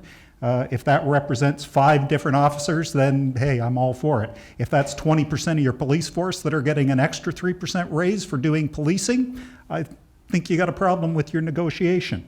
I got to wonder what it is that you actually sent them in. I mean, we know some of the people here are famous for coming up with a way to resolve matters and coming up with a solution that's amicable for both parties. But who were you listening to? 2 members of the union, and you asked them what they each wanted and you agreed to that? Where are the answers to things like the 24 versus 28-hour work shift? There's no mention of that here. What about the question of officers actually working when they're needed out on the street as opposed to officers working continuously? That was one of the things that you've been telling us for the last 3 or 4 years. Oh, these are things we're working on with the board, with the association. We're talking to them about it. So what's the result of that? I got to wonder, Morley Hicks has been your choice for the last 2 collective agreements at least, and as we've seen, police have gotten big raises, and we've seen a severe reduction, I would say, in the quality of policing we've had in this city over the last decade or more. Well, definitely more. So perhaps you need to look at who you're hiring to do this work, and I would suggest we need, maybe the board needs to be more involved in it. And also that you need to be bringing some of this information forward to the public before you agree to it. Because I think, as you're seeing here, the public doesn't agree with what you folks have decided is reasonable to agree to. Now, you've already agreed to it, so there's not much we can do about it, apparently. And even if you'd held off your vote, we know that the association already approved it. And so I don't think the argument we would hear from you would be that there wouldn't be much you could do about it, even if you did listen to us and thought that you were going to go back and look at this again. So that's about it. Thank you. Thank you, Kris. Any questions for Kris? Okay, Kris, thank you. I should point out that as it said in there, the agreement does include a letter from the association that embraces the modernization and offers to work with them. And Chief, the shift schedule is something that has been done away from in large part from the collective agreement, although it's part of it. Do you want to talk about what's been done on shift to date? Shift to date, the service has been working with the board and with the association to strike a balance and look at opportunities to have better effectiveness with deployment for the frontline troops in particular. So far, we have gone through various districts. We've been doing it strategically, and the districts have the vote. There is no one-size-fits-all when it comes to that. There are different pressures across the city which require different demands and different types of service, and we're starting to see different responses right across the district. So each and every opportunity, the education awareness piece, the informative piece with the members who will have an active impact on their lives, they have a stake in it, and by all accounts, the areas that have signed for the change, things, by all accounts, the numbers are looking good, but it's still too early to identify.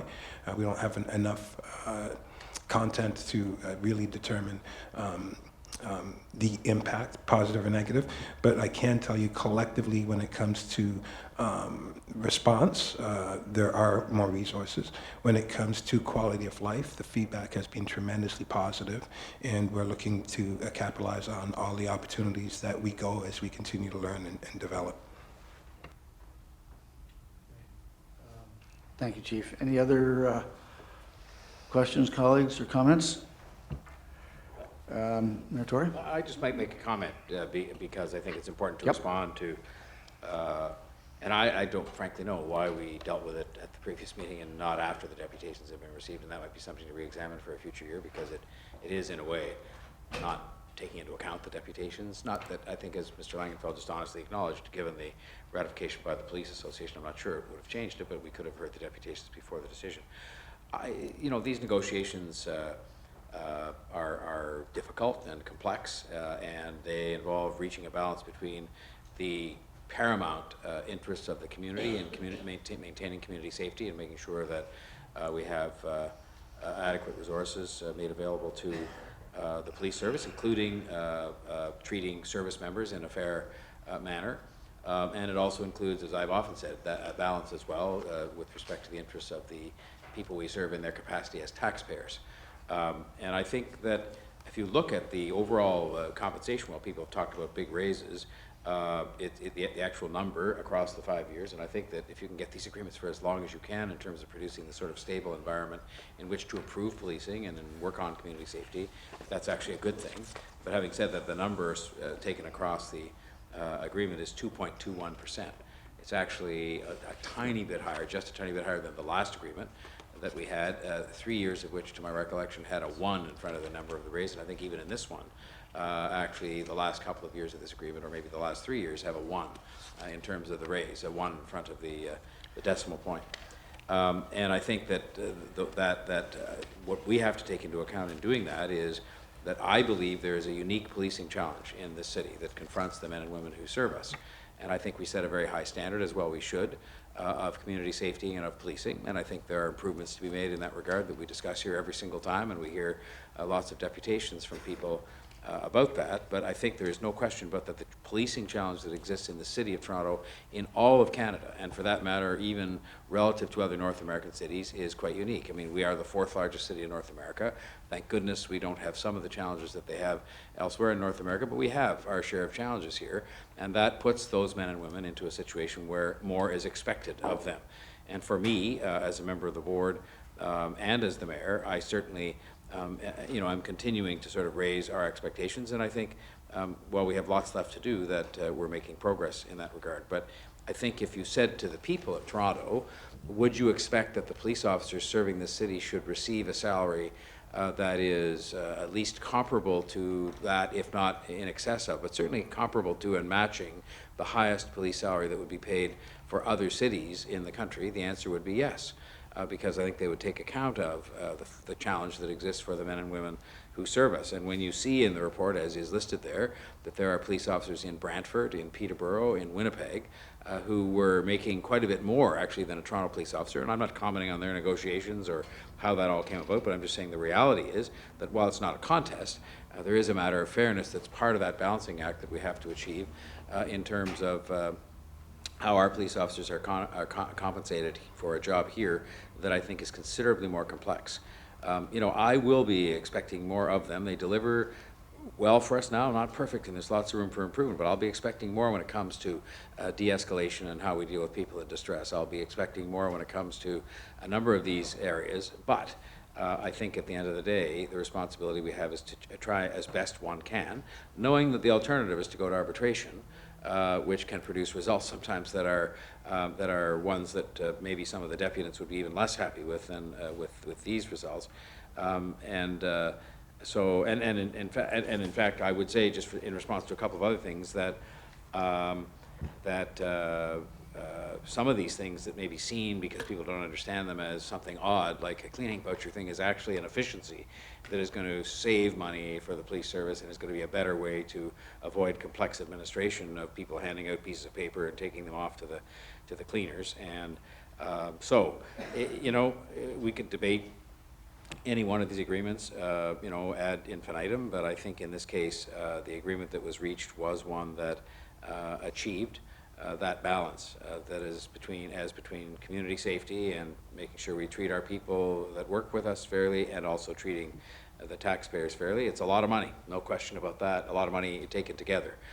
But I think if the people, again, were asked what area they would invest in, both which we've done through the city budget in terms of what's allocated to the police service and through the increments to the salaries of these members, they would support at this point in our history, making sure that we make adequate investments in community safety. Thank you, Mayor Tory. Any other comments, colleagues? Councillor Nunziata? Yeah, thank you. So I'll move the recommendation to receive for information, but I want to share the comments as well the Mayor made. Policing, it's not like it was years ago. The public expects a lot from policing now than than they did years ago. They expect, because of the number of guns that we have on the streets and the violence, the community is constantly asking for more police officers, more. They feel unsafe on the street, so they're asking for it. And as far as giving them, an increase in their salary, they're in full support of it. They want more police officers on the street. When you have a police officer that's out daily putting their life on the line, I just had an officer in my area just a few weeks ago that just a street for a traffic stop, the individual got out of the car and beat up the officer. Officer ended up in a merge. Like, this is just a traffic stop. So, this happens daily, and, we need to compensate. We need to appreciate what our police officers are doing for us on the street, on keeping our streets safe.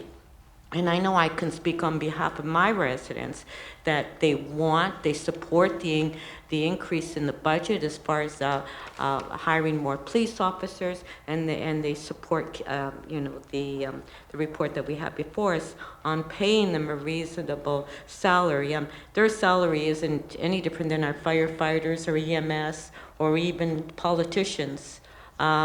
So, I think that, I think that what we have before us, the settlement's it's a good settlement, and let's start thanking the police services rather than being so critical all the time. It's frustrating for me to hear all that criticism. Thank you, Councillor. I would just echo some of those and say I think it is also a very fair settlement. I think the fact that we have got the union to recognize the way forward and support that going forward, the flexibility we now get around the shift schedule, which was not obvious in the agreement, was something that had been tied up in the agreements before, is now freed of that. And the two-officer car, I think the 5-year commitment is a good one. It gives us security over that period of time. I think it's the first time we've done a 5-year contract. So I think in light of what we see, not only with Toronto Fire and not only with other services, but what we, the challenge, as Councillor Nunziata just said, that the men and women of the service go through, I think it's a very fair and balanced result. One question I have, and I've asked the Executive Director to just check with this, is Meritori, why we don't, because we've always approved it in confidential and informed in the public, and is there an answer to that? Yeah, under the Police Services Act, matters that are intimately personal or financial in nature can be dealt with in the confidential. This gives board members the opportunity to ask questions about what could be sensitive labor relations matters and get those answers from the service or from those who are supporting the process to flow freely. And then the intention is to come here in the public meeting, advise members of the public what the board's decision was, which was done, and give them an opportunity to examine some of the details which are provided in that public report. Could I just ask a question in that regard? Is it possible what we could do is do all the things you said, which I understand it could be argued could happen in camera or should, but then leave the final vote on ratification to the same board? So if we finish all our discussion and finish all of our questions and arguments and whatnot, and then leave open the question of ratification until we come here and listen to the people that come, and then take a vote at that time in public. It would be better anyway if somebody wanted to vote against this, if they should be seen to do so, or any of those kinds of things. Is that a possibility? No, you'd stay in public here. To vote. You'd do everything in camera that the Executive Director described, all the discussions that may be confidential in nature, but then come here and have the decision taken here after you hear from the deputations and any open discussion that people want to have. Yeah, I don't see any reason why not. I think that would be better. That's just a personal view. If there's no other discussion, colleagues. I had one more. Just because one of our deputants, Mr. Chair, I didn't have the numbers in front of me, but I just want to say to Mr. Avila de Velarde that the city this year has allocated $243 million in operating subsidy and $313 million in capital to the Toronto Community Housing Corporation, and I will, including a $5 million number for enhanced security, and I will see whether we can't find out of all that money. That's just the city subsidy. So it's $500 million. It's an all-time record amount between the two. if we can't find some money to do those cameras, because there's $5 million for enhanced security alone that was authorized in that budget, and so I don't think it's either or that has to do with the police contract per se. I think it's one of those things that, so I just wanted to respond because he made that point. Thank you, Mayor Tory. If there's no other questions, colleagues, a motion to receive the deputations and receive the report. Councillor Nunziata, second, Ms. Chandrasekaran, all in favor? Any contrary? Thank you. That brings us to item number 14, and that is the 2018 annual report on the use of conducted energy weapons. Again, there are 3 deputations, and the first is sitting at the table, Kris Langenfeld. 5 minutes. You get a 1-minute warning, Kris. All right, thank you. Surprise. And I know item 7 was withdrawn, which also had to do with conducted energy weapons, but I'll just raise these points so that maybe this doesn't need to come back at a future time. There was discussion as to whether or not it was, well, they were looking at eliminating quarterly reporting and going to only annual reporting. I would suggest, first of all, the quarterly reporting, it was only a year ago that you folks actually asked for that, so it's too soon to look at that, but also the justification, the idea that consolidating numbers is a major amount of work. I'd like to suggest that it's pretty simple to set up a spreadsheet to consolidate a bunch of numbers. It's not a bunch of work that has to be done again. The other argument, though, was that it's the processing of the paperwork. We know we've spent millions of dollars on ECOPS, Versadex, PeopleSoft, and other software. I'd question, what does it cost to have these use of force reports, both the province's use of force report generally and the services CEW use of force reports, to have an online form prepared for those so that you can eliminate 100% of the workload for these analysts and save time for the officers in actually preparing these rather than writing out written reports that somebody has to go through. The service suggests that they want to eliminate year-to-year comparisons because the numbers of people equipped with CEWs changed each year. I would suggest then that you should simply be comparing year-to-year numbers per 100 CEW-equipped officers or per CEW-equipped officer, rather than saying this many per year, it's this many per 100 per year in this year and last year, that you can then have comparative numbers. You know, we look at this, that it was in February 2014 that the service decided that they were going to conduct a pilot project, 2015 that pilot project started, later that year that the board actually heard about it. June 2016, we had the pilot report coming out.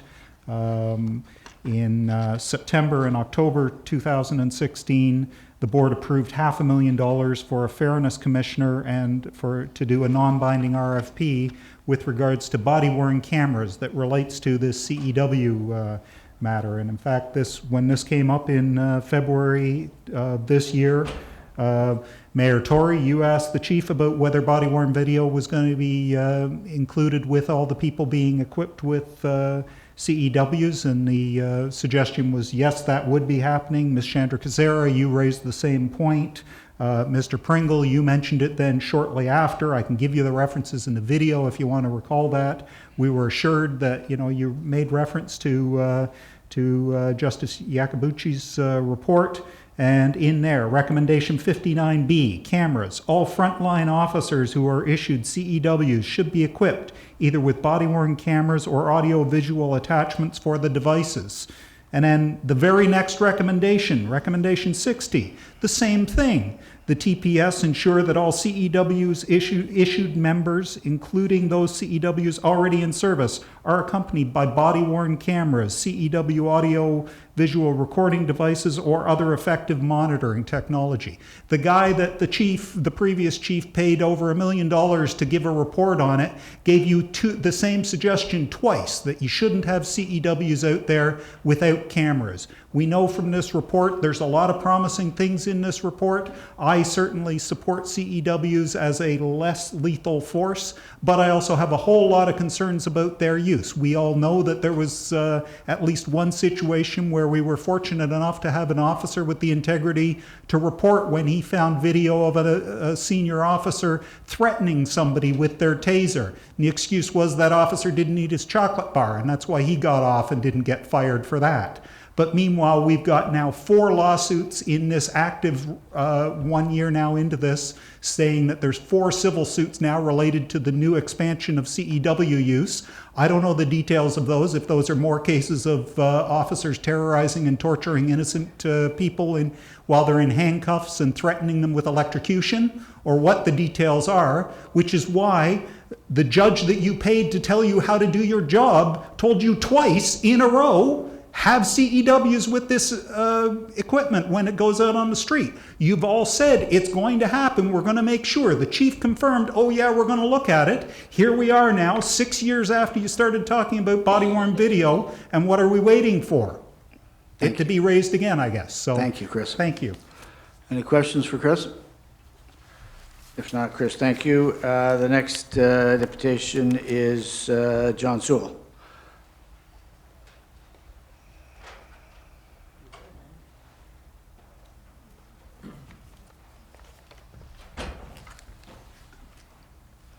Mr. Chairman, I thought it was interesting that in this report they didn't make any comparisons about CEW use this year compared to previous years. All previous reports have really done that. They've sort of said, here's what they are.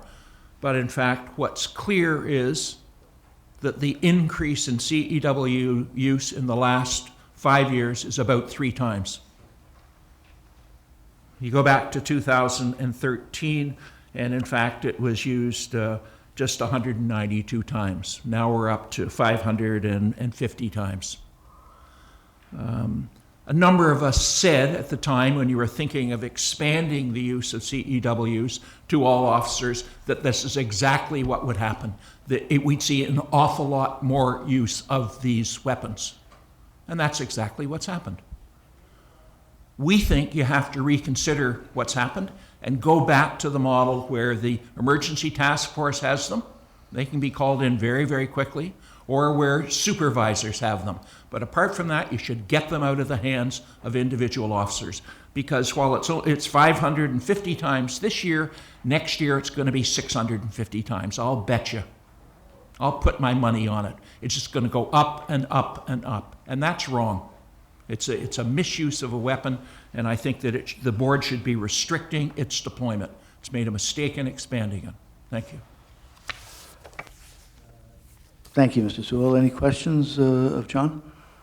Okay, and Rosemary Frey, the last deputation on this item. Rosemary, you know the rules, 5 minutes, and I'll give you a 1 minute warning. Right, thanks, Andy. So I'm Rosemary Frey, and I second pretty well everything that the previous deputants on this have said. I mean, the question is, there's been expansion. Is there any metrics to show that there's improved policing or reduced injury or harm? That's one of the claims of the use of tasers, is they're going to reduce harm.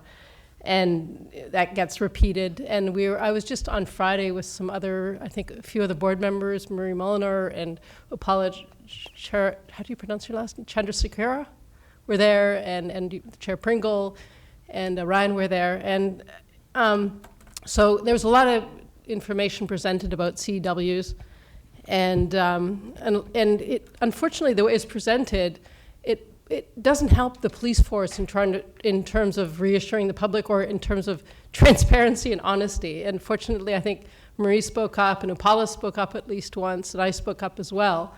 I mean, they were trying to, it was like a bright, shiny portrayal of CEW use, and there was a lot of misinformation, and that really doesn't serve anybody if you're trying to increase transparency, et cetera. In fact, one of the presenters explicitly said, what can the TPS do to make you more comfortable with the rollout of CEWs? So it's like this is a propaganda session to say rah, rah, rah, CEWs.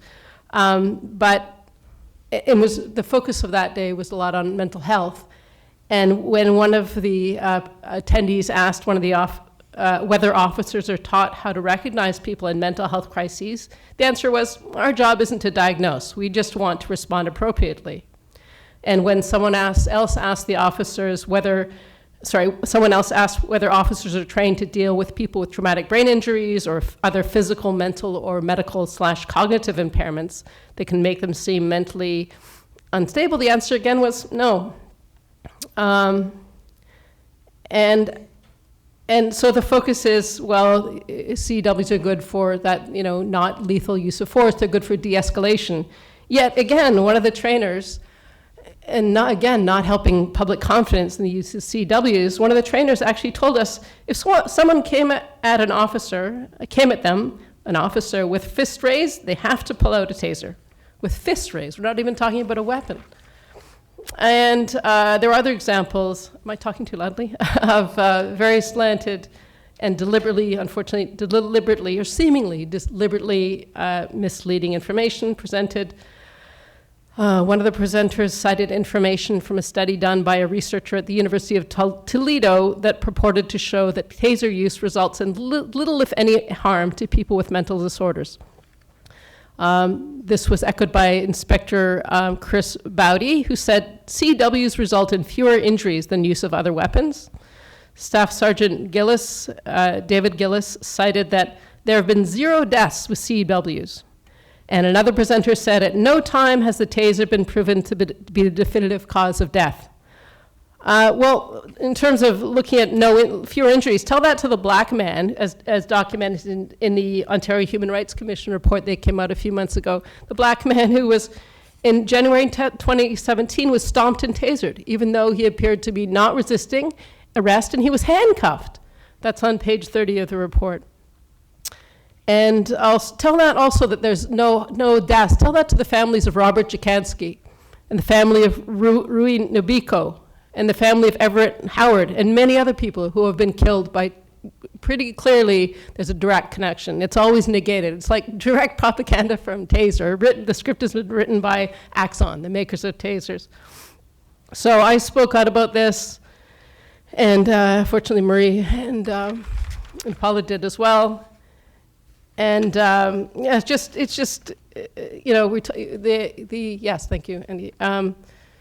We're talking about how we're trying to intrigue. There is some more data being presented, but then that's negated by these really propagandistic, well, maybe propaganda is a loud word, but efforts that are not helping to make the case.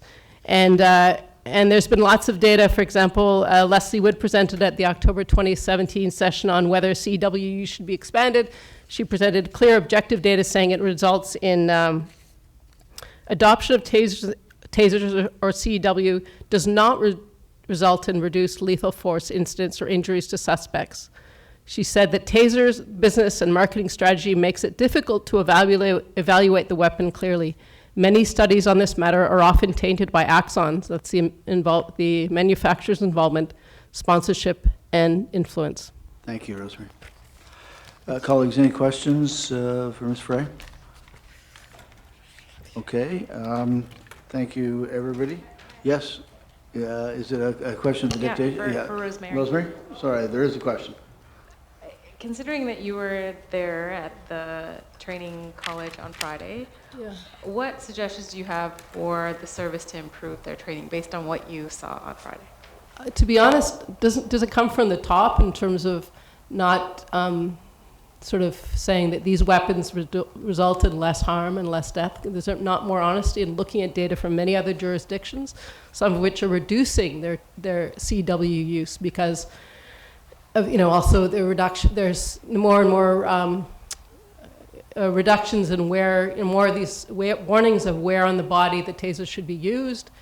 So some forces are just saying it's not worth it. The balance of how they could be deployed, and also, the injuries to civilians are just not worth it. So, I mean, if there's not honesty at the top or at the management saying there's problems, then isn't the training just to kind of, you see that, it's not just the police. I mean, it's just prevalent. I'm not pointing just to the police, but it's prevalent when a directive comes from the top, the people beneath have to carry out that directive. So if it's like, okay, CWs are safe and effective, then the training has to be such that they're safe and effective. Yes, there are certain parameters that should be used, the officers need to use. But that's otherwise what results is the instructors just kind of parroting or reiterating that the messages, unless what we were told on Friday is completely different than what actually happens during training. I don't know.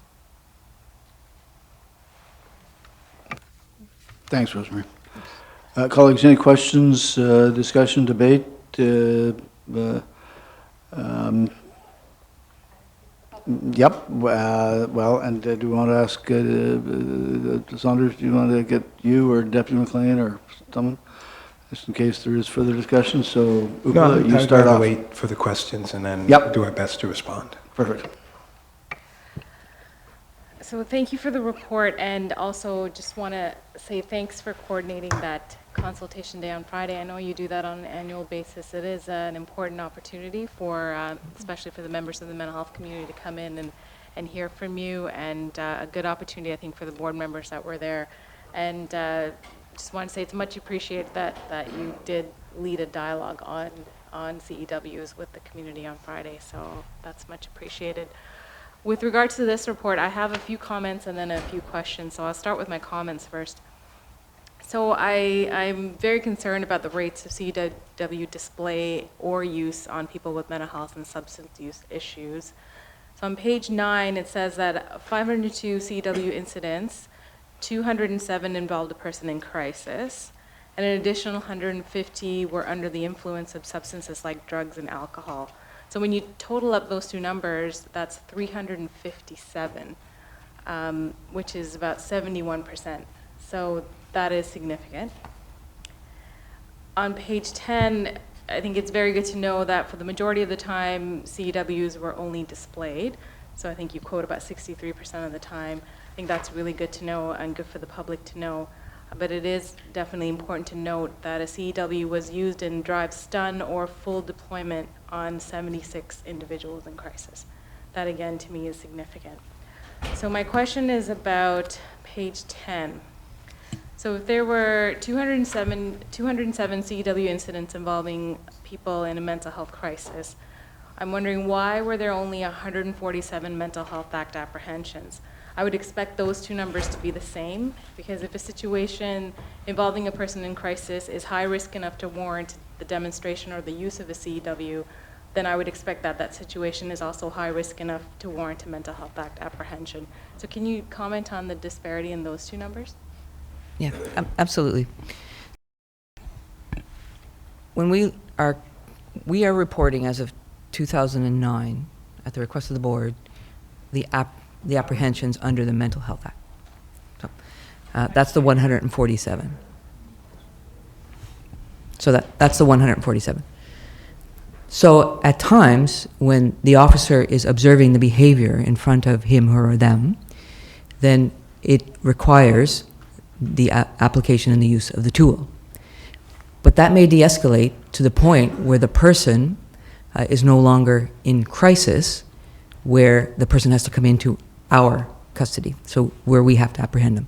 Person could voluntarily go to the hospital when things are de-escalated and the intensity is reduced. They could go to the hospital with family, if family are present, go to the hospital in an ambulance, which are far better, I think, outcomes than having police officers escort persons who have been in crisis to medical facility. The other piece, too, is whatever happened in those other situations could have been so serious that the person gets arrested.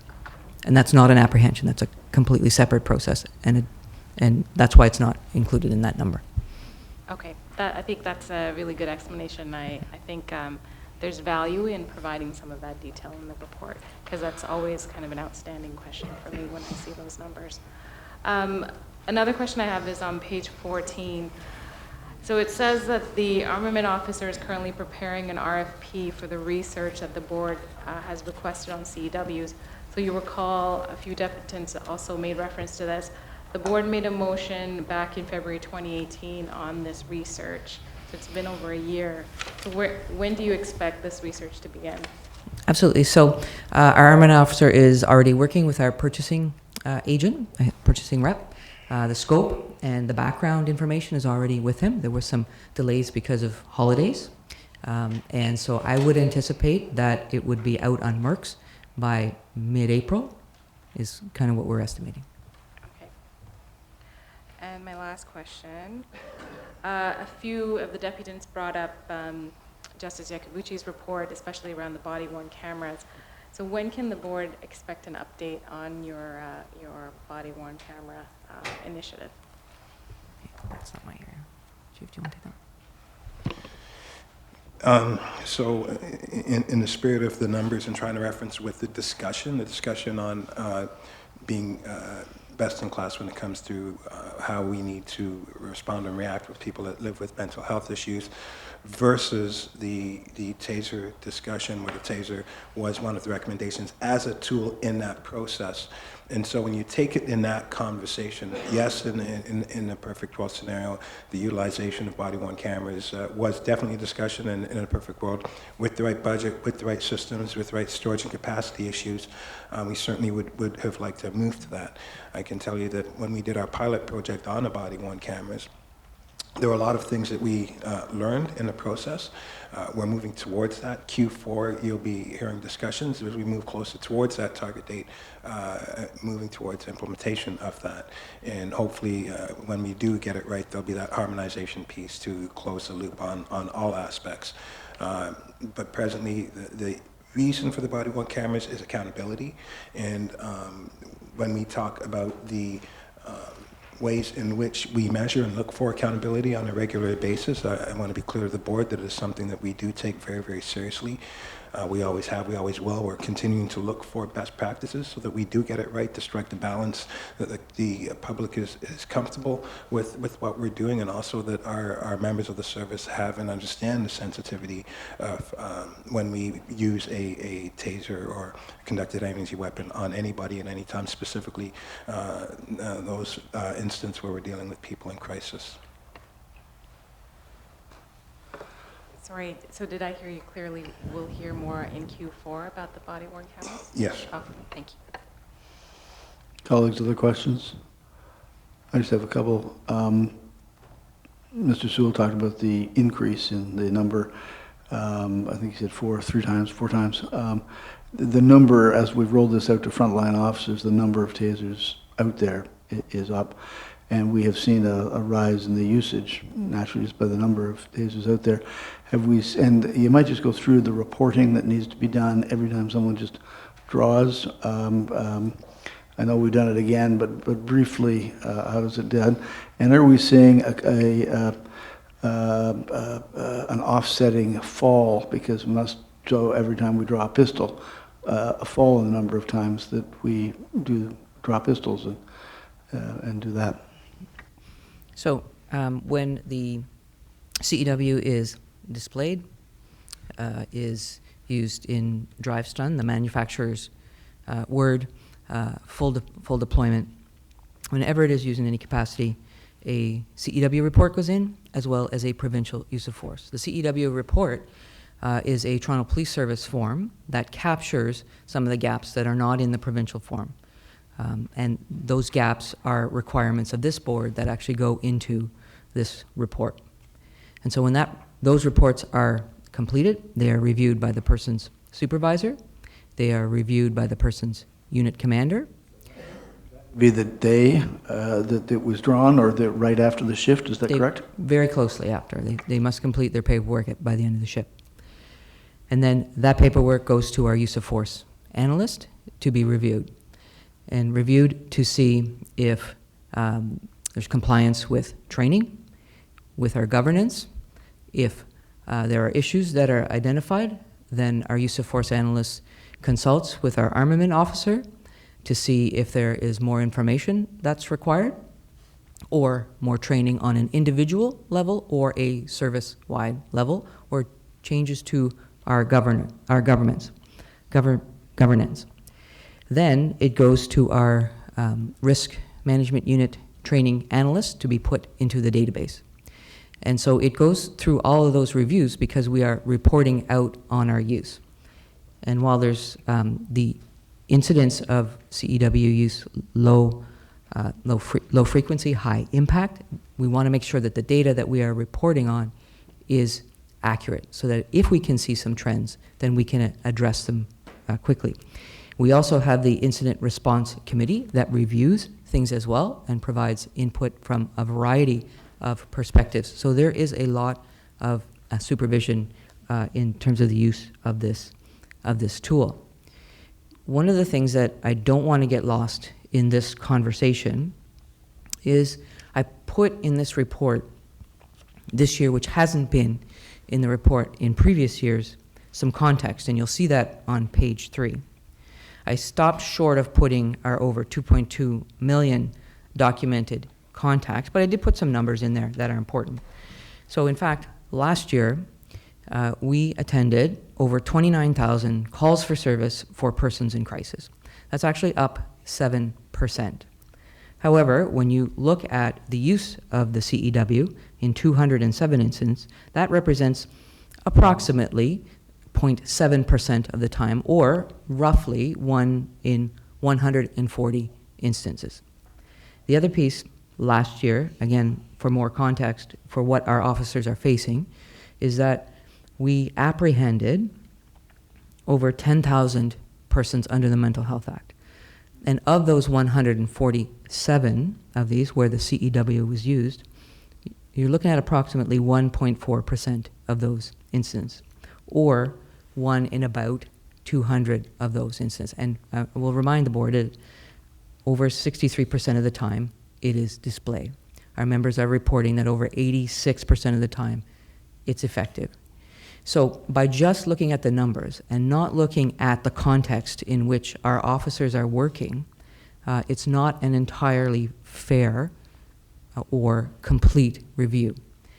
What I am seeing on the other side of the application of force and the options that are available for our members is actually the other options are going down. And I will remind the board that when I made the presentation in February, the greatest mechanism of injury for the 10 years worth of SIU injuries that was looked at was actually hands-on. So more injuries to, and more severe injuries to members of the public, as well as there were injuries to our officers. We're also seeing injuries to our officers going down. Now, it's too soon. We rolled out the CEW to our frontline officers in May, so less than a year ago, but the numbers that I'm seeing, some of those numbers are actually going in the right direction, including the number of SIU cases that we saw last year. Is there a correlation? Possibly. But this is a time will tell, but some of those numbers, those key numbers, are going in the right direction. Thank you, Deputy. Any other questions, colleagues? If not, may I have a motion then to receive the deputations and to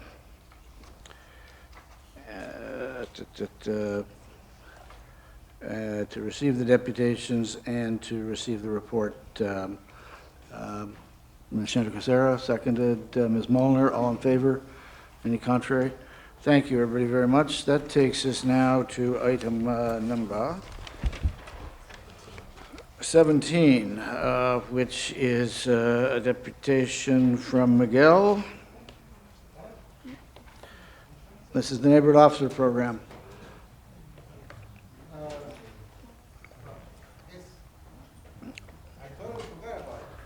Well, I would ask people to keep the deputations quick. I'm cognizant that I start to lose quorum in an hour and 10 minutes. So I will start to rock and roll here. I will totally be brief. 2 weeks ago, we have a presentation. We have a presentation of the community policing unit at Regent Park, and some of the members asked the police officers in attendance if they live in the community. The answer was no, they don't live in the community.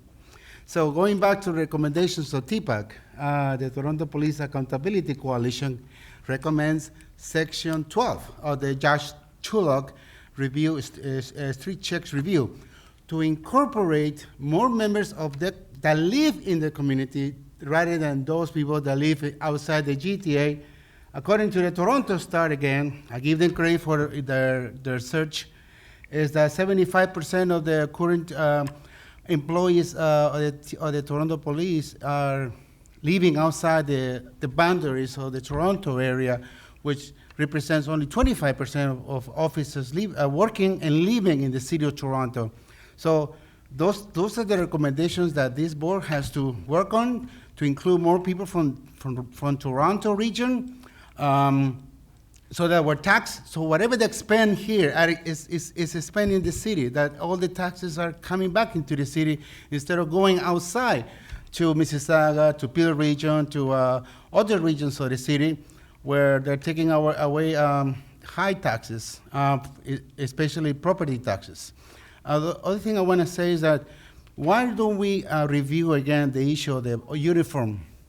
It's a long overdue conversation to have, because all you do so far is to incorporate a logo and some little changes to the uniform, but that's not enough. If you're really sincere and honest about building bridges with our communities, is that perhaps civilize their uniform so that they are less intimidating. That's the word I'm looking for, less horrific to our children and kids, to our parents, or grandparents, so they can see an officer, oh, he's from the community, yes, I can trust him. I know that I can go to him with confidence and not being afraid that he's gonna pull up his CAW and he's gonna tase me, right? Or something like that. So that's all the recommendations I wanna make in regards to this enhanced police program that perhaps is doing positive results on those areas, Mount Dennis, et cetera, but coming from my experience of Regent Park is that we would like to see really community policing that are members from our community. Thank you, I Miguel. can join you guys. Are you recruiting? Thank you. Thank you. I can be a good cop. Mr. Langenfeld?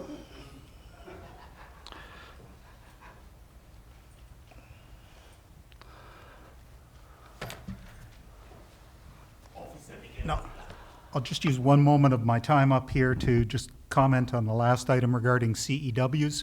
With all the discussions we've had regarding those, one of the things that has never happened is having the public have an opportunity to point out the flaws in the overall program that you're designing. There are a lot of issues regarding how the service views what needs to be done with CEW and the retention of information that I think will affect how you actually put the RFP out for this. And so I would suggest that the public should be given a just more open opportunity on what they think we need to do with body-worn video, is actually what I'm referring to in that. You caught on, sorry, so I hope we can have that discussion before we get around to another 6 months from now when we hear back from the RFP going out. In regard to neighborhood officers, I note the current report does not include comparative crime statistics for the various neighborhood officer pilot project areas. And while it's easily understandable that this may be a result of the newness of this program and the reality that crime statistics from these areas may not yet have been compiled, future versions of this report would be far more informative if they also included quarterly historical versus post-pilot project comparisons of reported crimes and closed cases. So I'd like to suggest that in future reports, I hope we'll have some comparative figures, and I highlight this question of not just reported crimes, but also closed cases. That applies to CEW reports and really all the figures we get from the service. We often are advised of the number of calls there are, but nowhere does it seem to be happening that's all tied together to tell us how effective we are at the end of the day in turning those number of calls into people convicted and some justice actually happening. Also regarding the neighborhood officer program, and I recognize Miguel's suggestion that the existing slightly modified uniforms maybe aren't as welcoming as they could be, but I would argue the opposite, that in fact having a modified uniform for neighborhood officers I would suggest part of the purpose of this project of neighborhood officers is to have everybody more comfortable with all of police in general, that it's not just about saying, oh, we know there's 3 good cops who are always in our neighborhood who we trust and will go to, but hopefully that we can all start to feel more comfortable that everybody we see in any of the versions of a Toronto police uniform, that we can trust them. And I would suggest that, in fact, having all the officers in the same standard uniform, whether they're neighborhood officers or PRU or whatever the case may be, that we simply can expect the same level of service and response and qualification from all the officers in the service, not just that there are some who are good at one particular part of policing, but not necessarily the other parts. So I have some concerns with the specialized uniform. That's it. Thank you, Kris. Any questions, Mr. Langenfeld? Okay, thank you. Colleagues, any questions, discussions on the update of the 90-day check-in for the neighborhood officer program? If not, a motion to receive the report and the deputations? Oh, no, go ahead. The report notes that you'll be engaging with the community to gather feedback on the program. Can you comment on that, what that might look like? I'll call Deputy Ewan.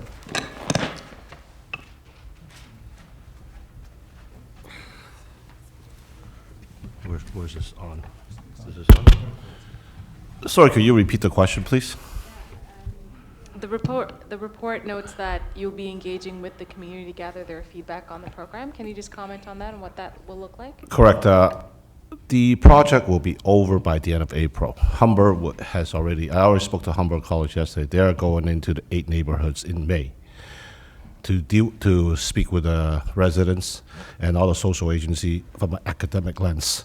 And my roadshow will start in June. I will go to each one of the 8 neighborhoods personally to speak with all the residents and ask them for their feedback. Because I met with all 8 of them prior to the project, prior to the pilot, and I assured them that I'll be back after the pilot's over and I'll speak to all 8 neighborhoods. So I'll be going in June.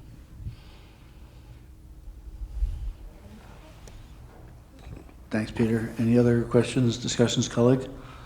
If not, may I have a motion to receive the report and the deputation, that is number 19, which is the 17, sorry, the Enhanced Neighborhood Officer Program 90-day check-in. Commissioner Casera and seconded Councillor Nunziata, all in favor. Any contrary? Thank you. Item number 18 is the semi-annual report from the Police Services Board on audit special funds. Kris Langenfeld, one deputation. Kris? We'll see how quick I can be. Yep. Number one, I noticed that it's an unaudited, mind you, it's a semi-annual report. I just want to confirm, and I raised this before, will there actually be an audited annual statement for 2018? Second point is, in this report is the 2017 Pearls in Policing Conference, and this will be the 5th time, I believe, now that I've brought this question up. The last 2 times have been to point out that the second time I mentioned this, the chief was going to report on this, and twice we've heard that, oh yeah, that got overlooked and we'll report on it. We still haven't seen a report on that. This goes back to the question of why are we spending, first of all, $200,000 at the point was what was originally approved, I believe, to bring in foreign police officers to have a conference that the public isn't entitled to be part of, including the press and the board, and that it's only police officers. And I highlighted that it was shortly after that meeting that, in fact, we had the practices that I dealt with Justice Copeland on that we still haven't dealt with before this board, and I expect someday we will be, maybe after next month's appeal. So there's still the question of that outstanding report on the Pearls in Policing, what was achieved at that conference and what the money was spent on.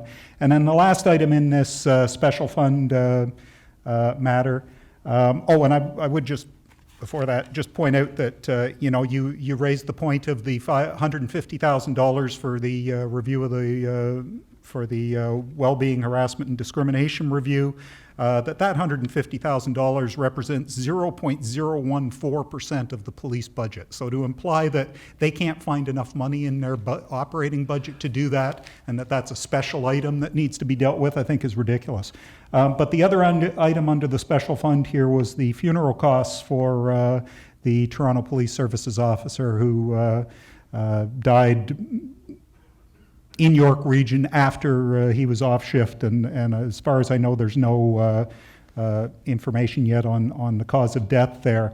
But my concern, and it's not a major one, was the issue of, I think it was $25,000. It was $26,596 for his funeral, and so I just kind of, that seemed like a large amount, so I took a look online, and the few sites I found, LSM on insurance, Life Insurance Canada quotes funeral costs. Ontario, $1,500 to $20,000. Personal preference plays a big role in how a funeral will cost.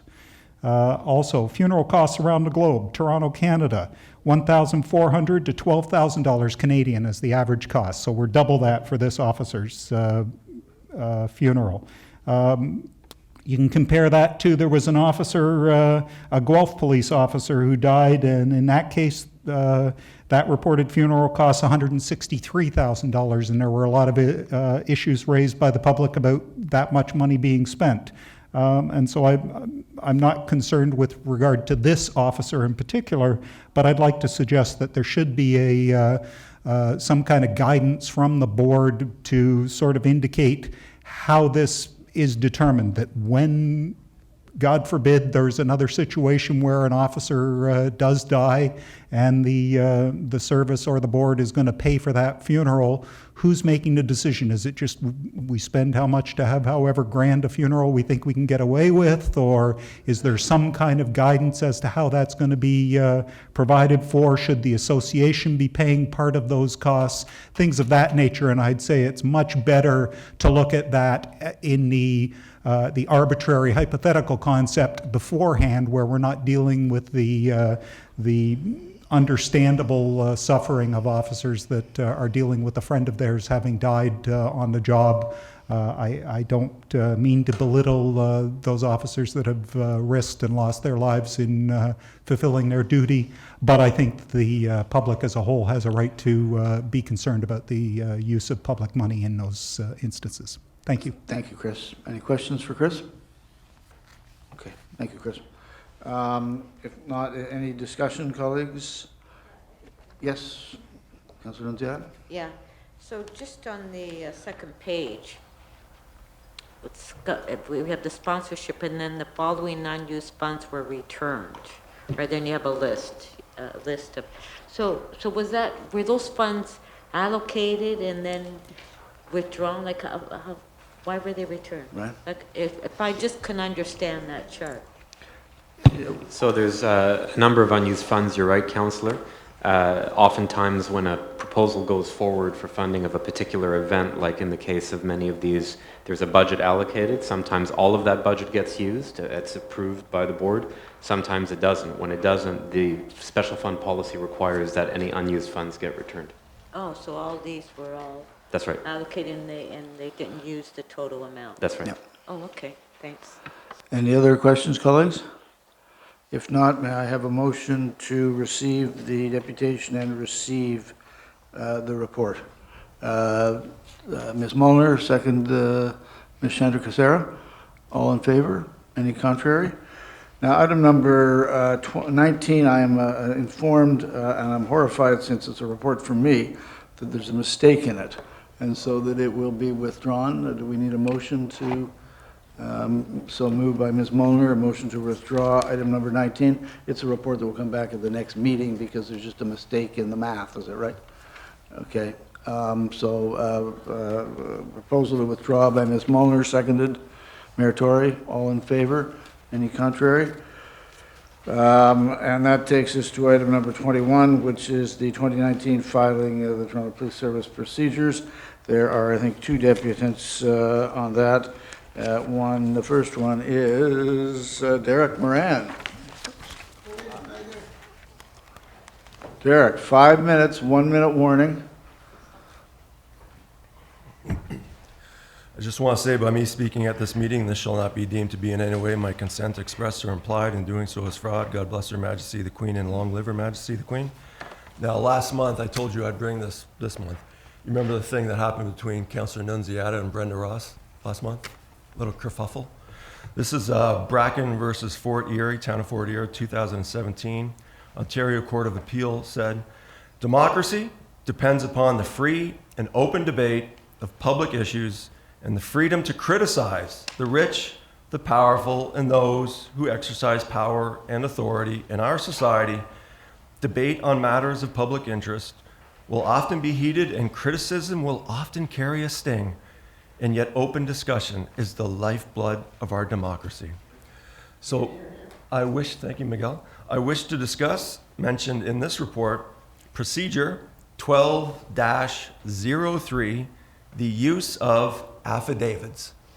Just so everyone knows what an affidavit is, it's defined in Black's Law Dictionary 9th edition as a voluntary declaration of facts written down and sworn to by the declarant before an officer authorized to administer oaths. A great deal of evidence is submitted by affidavit, especially in pretrial matters such as summary judgment motions. Now, you know I've brought the police officer's manual here, that little purple book, and it begins by explaining the rule of law. Number one paragraph is based a lot on maxims of law. There's also a maxim of law that cover affidavits, and it's in judicio non creditur nisi juratus. In court, no one is trusted except those sworn. So the definition for evidence in Black's Law is the oral and written statements and information and any actual things produced in a proceeding, anything which may be used to prove a fact or support an assertion. I once heard at 393 University, Justice Graham Mew say to a lady that the common law and equity run concurrently in Superior Court. Now, why am I bringing this up?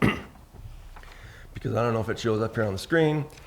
Recently in Renee versus Toronto Police Services Board, 2019, Justice Kavanaugh said, the applicant also served an affidavit sworn by Derek E. Von Moran, that's me. At the hearing of this motion, the applicant asked for leave to file her affidavit and the affidavit of Mr. Moran. Ooh, notice a mistake there, I guess. I granted leave to the applicant to file her affidavit and the affidavit of Mr. Moran. The reason I'm bringing it up is I just want you to know, Chair Pringle, that your lawyer, Fred Fisher, did a wonderful, terrific job of trying to block me from having that affidavit admitted into the record. And I don't know if you heard about that affidavit, but I just want to read paragraph 24 from that affidavit. This is what I said at the October 2018 Toronto Police Services Board meeting to the chair. Remember 2 months ago, Ryan said to me that we'll look up for the specific rule, and then you said, Chair Pringle, I will commit to come back to you on that.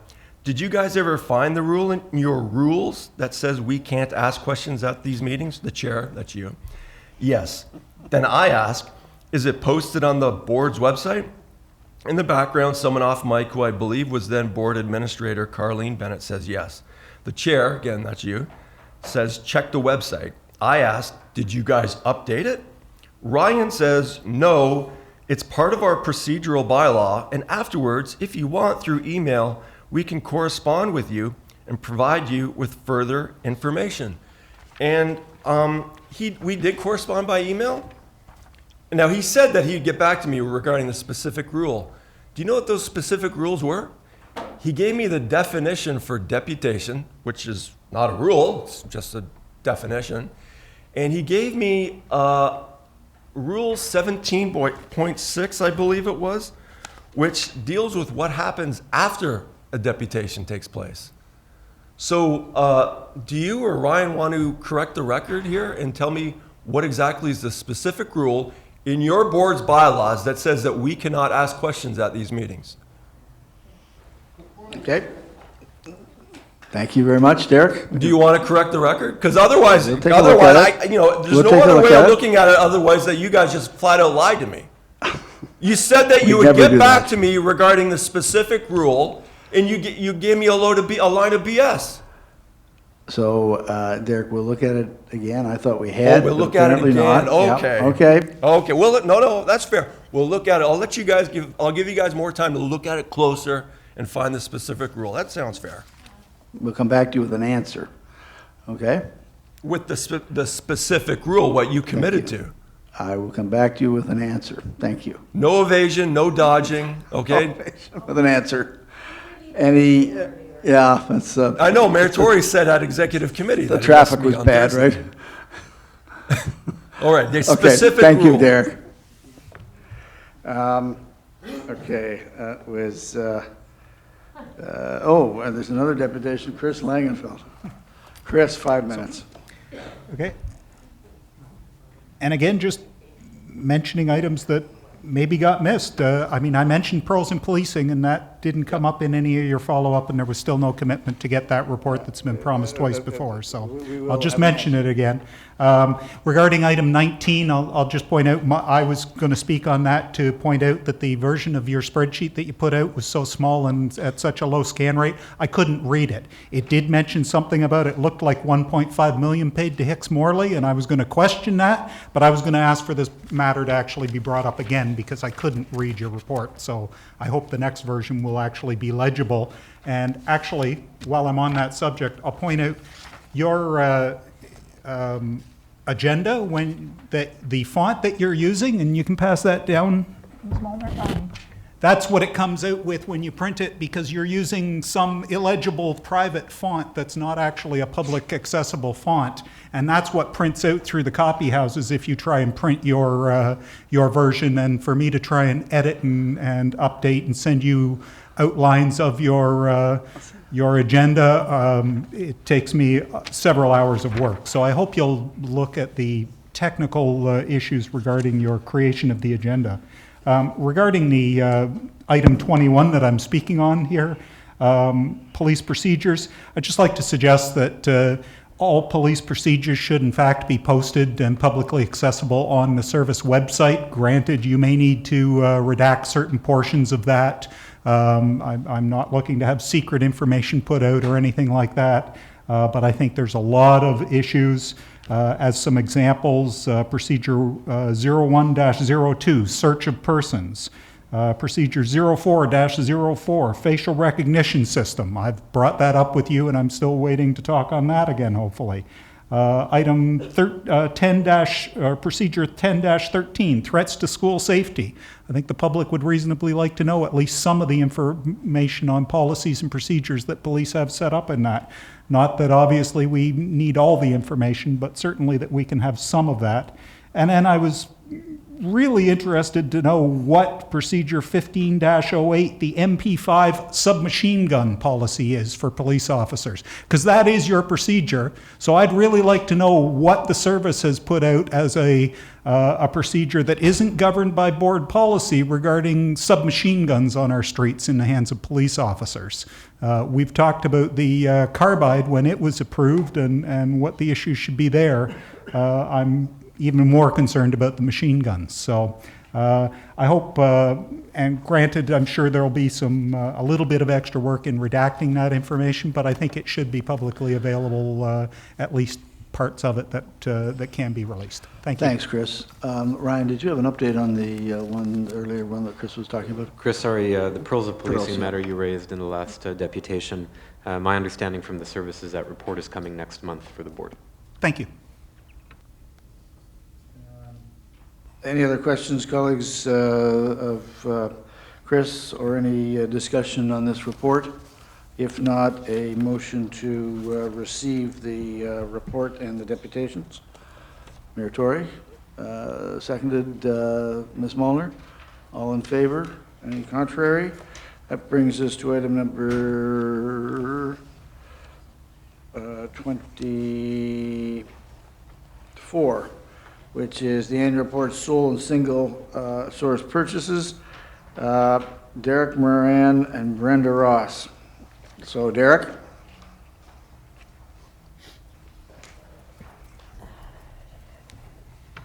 I just want to start off by saying for the record that I missed Councillor Nunziata this afternoon too. So this is also from Bracken versus Fort Erie. I just want to point out from the Court of Appeal of Ontario, 2017, the town's response to Mr. Bracken's protest in expelling him from the premises and issuing the trespass notice was a violation of his rights under the Canadian Charter of Rights and Freedoms. I'm just saying that because Miguel acted up a little bit at the library board meeting last night. So in this report it says, single sourcing is defined as the procurement of goods or services from a particular vendor rather than through an open solicitation of bids from other vendors who can provide similar items. Now, I went through this report, and the one thing that stuck out to me was a $34,357 expenditure regarding legal services to a law firm named Learners LLP. And I thought, if I were to do a freedom of information on how much this board has spent so far on challenging the Langenfeld decision in the Court of Appeal, what are the chances that it would come out to be exactly $34,357? So I just wanted to point, Chair Pringle's busy not paying attention to me. Oh, you are, and we're talking to Ryan at the same time. That's okay, that's a neat trick. So this is from the Webster's Reference Library, the Canadian Desk Companion. It says what happened in 1992. The Miss Canada pageant was scrapped. Roberta Bondar is Canada's first female astronaut in space. And oh, by the way, Ontario lawyers vote to abandon the oath to the Queen in January of that year. Oh, isn't that wonderful? So I just want to point out to Chief Saunders, respectfully, you're giving away and the board, not just him, you're all in it, $34,357 to some lawyers that voted, according to what this book says, to abandon their oath to the Queen back in 1992, when you could simply just go to Premier Ford, and all I hear about is how pro-police he is, and say, hey, Premier Ford, could you just pass some legislation to makes it okay to do these searches downstairs in police headquarters. Now, just to remind you why we're at this position at this point in regards to this, this is also from paragraph 18 from the affidavit I mentioned previously, where I wrote, as discussed in Langenfeld below, the TPSB never made a policy addressing security searches for people attending TPSB meetings, and the TPSB never even bothered to address the issue of the legal authority of the Chief of Police to impose the searches. The TPSB also never bothered to consult with the public in a transparent manner regarding the searches at Toronto Police Headquarters. Now, what Justice Copeland had to say herself was, rather his submission was that if the TPSB decides in the future to exercise that authority, it should be required to do so in a transparent manner and in consultation with the public. To date, the TPSB has not made a policy addressing security searches for people attending TPSB meetings. The TPSB did not address the issue of the legal authority of the Chief of Police to impose the searches. I highlight a number of key aspects of Chief Justice McMurtry's report. However, when warrantless searches must be carried out on a regular routine basis, like are going on at City Hall right now, the police, or City Hall security, are acting more like full-time security guards, and there should be specific statutory authority provided to give such powers. Comment at page 47 of this report, in recommending specific new legislation to address courthouse searches, rather than the broad approach of the Public Works Protection Act, when warrantless searches are being done on a routine basis, it is advisable to have specific legislation providing peace officers with such power. Public work was defined to include any provincial and any municipal public building. In relation to electricity generating facilities and nuclear facilities, search powers were enacted in the new Security for Courts and Electricity Generating Facilities and Nuclear Facilities Act. Notably, the new legislation does not have the general application to any provincial and any municipal public building which had existed under the Public Works Protection Act. So at some point, like Kris said, you guys are going to get around to letting the public, providing consultation and letting the public have a say on any future searches. Or you could just go to Premier Ford and get them to pass legislation. Like, how hard is that? Did you call me Kris? Thank you, Kris. Did Sorry, you call me Kris? I'm getting confused. I'm old. That's worse than Mr. Moran. Derek, thank you You guys very can much. do better, okay? Yes, thank you. Thank you for agreeing with me. Brenda.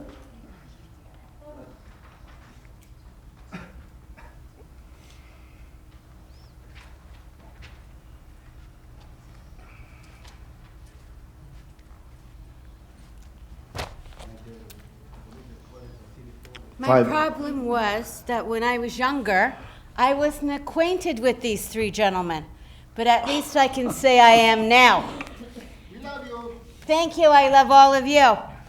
So, number 24, page 7. Two things on this page stand out and disturb me greatly because I don't know what they're about.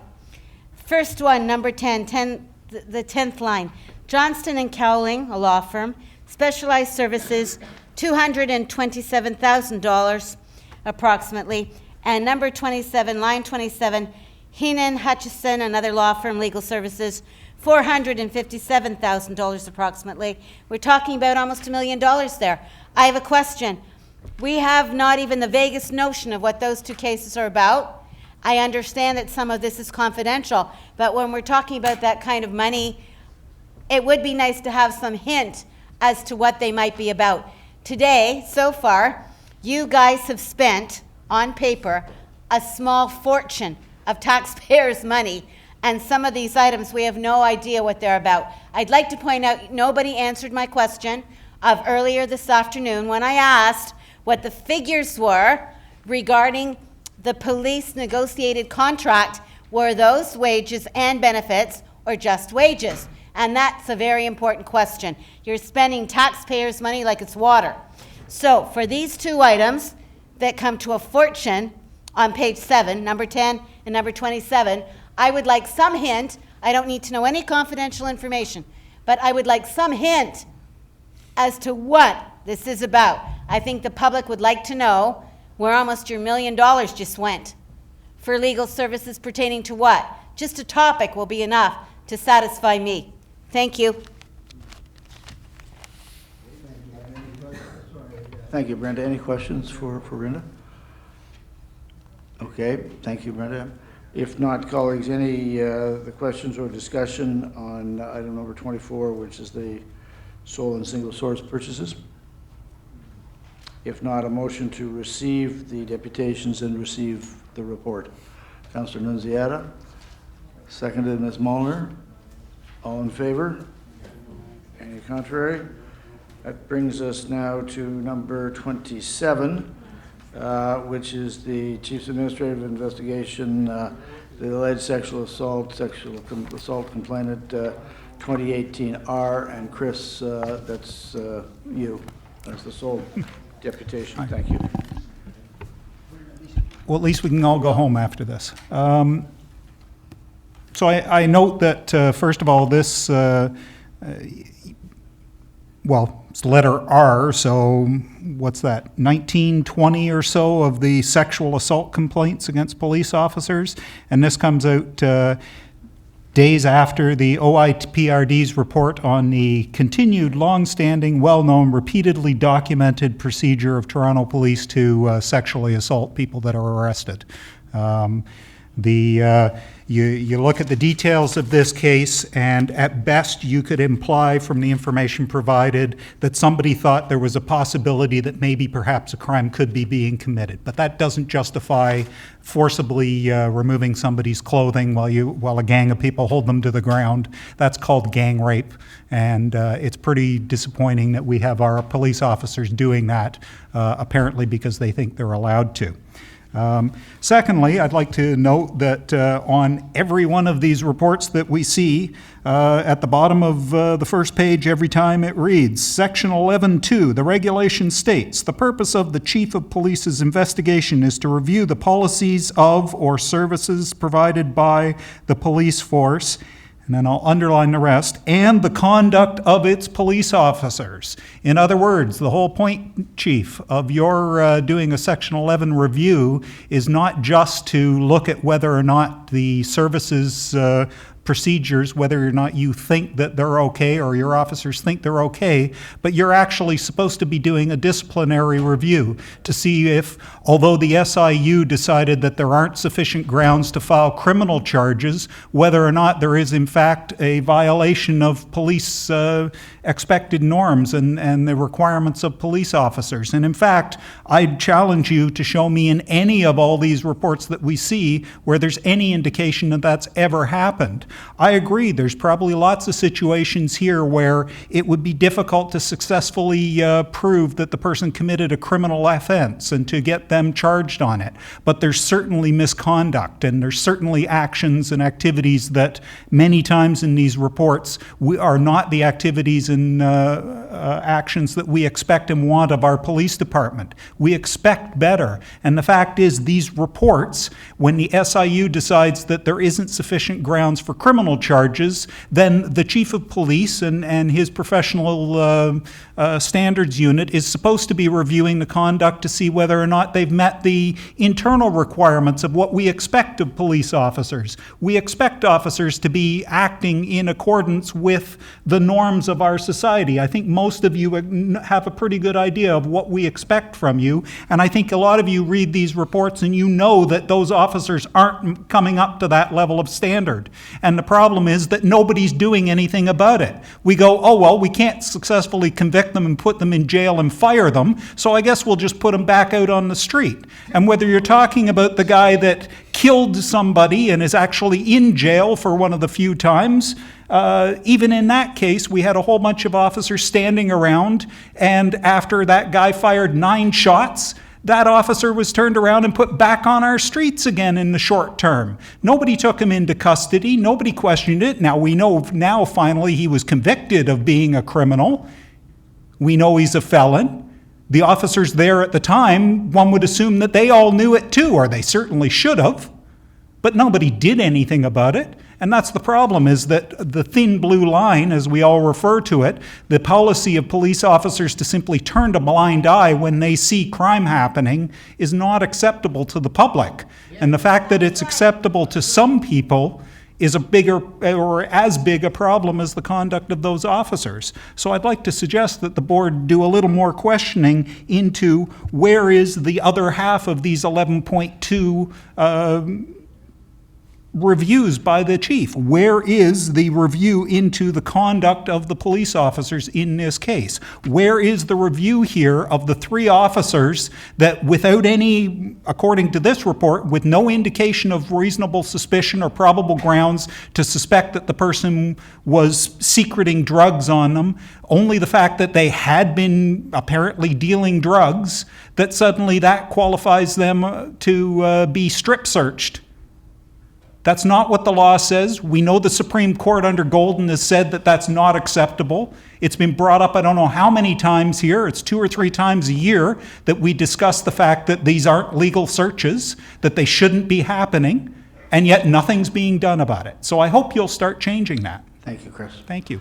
Any questions for Mr. Langenfeld? Okay, thanks, Kris. Colleagues, that's the item number 27, Chief's Administrative Investigation into Sexual Assault Complaint 2018R. Any discussion? Any questions? If not, a motion to receive the deputation and receive the report.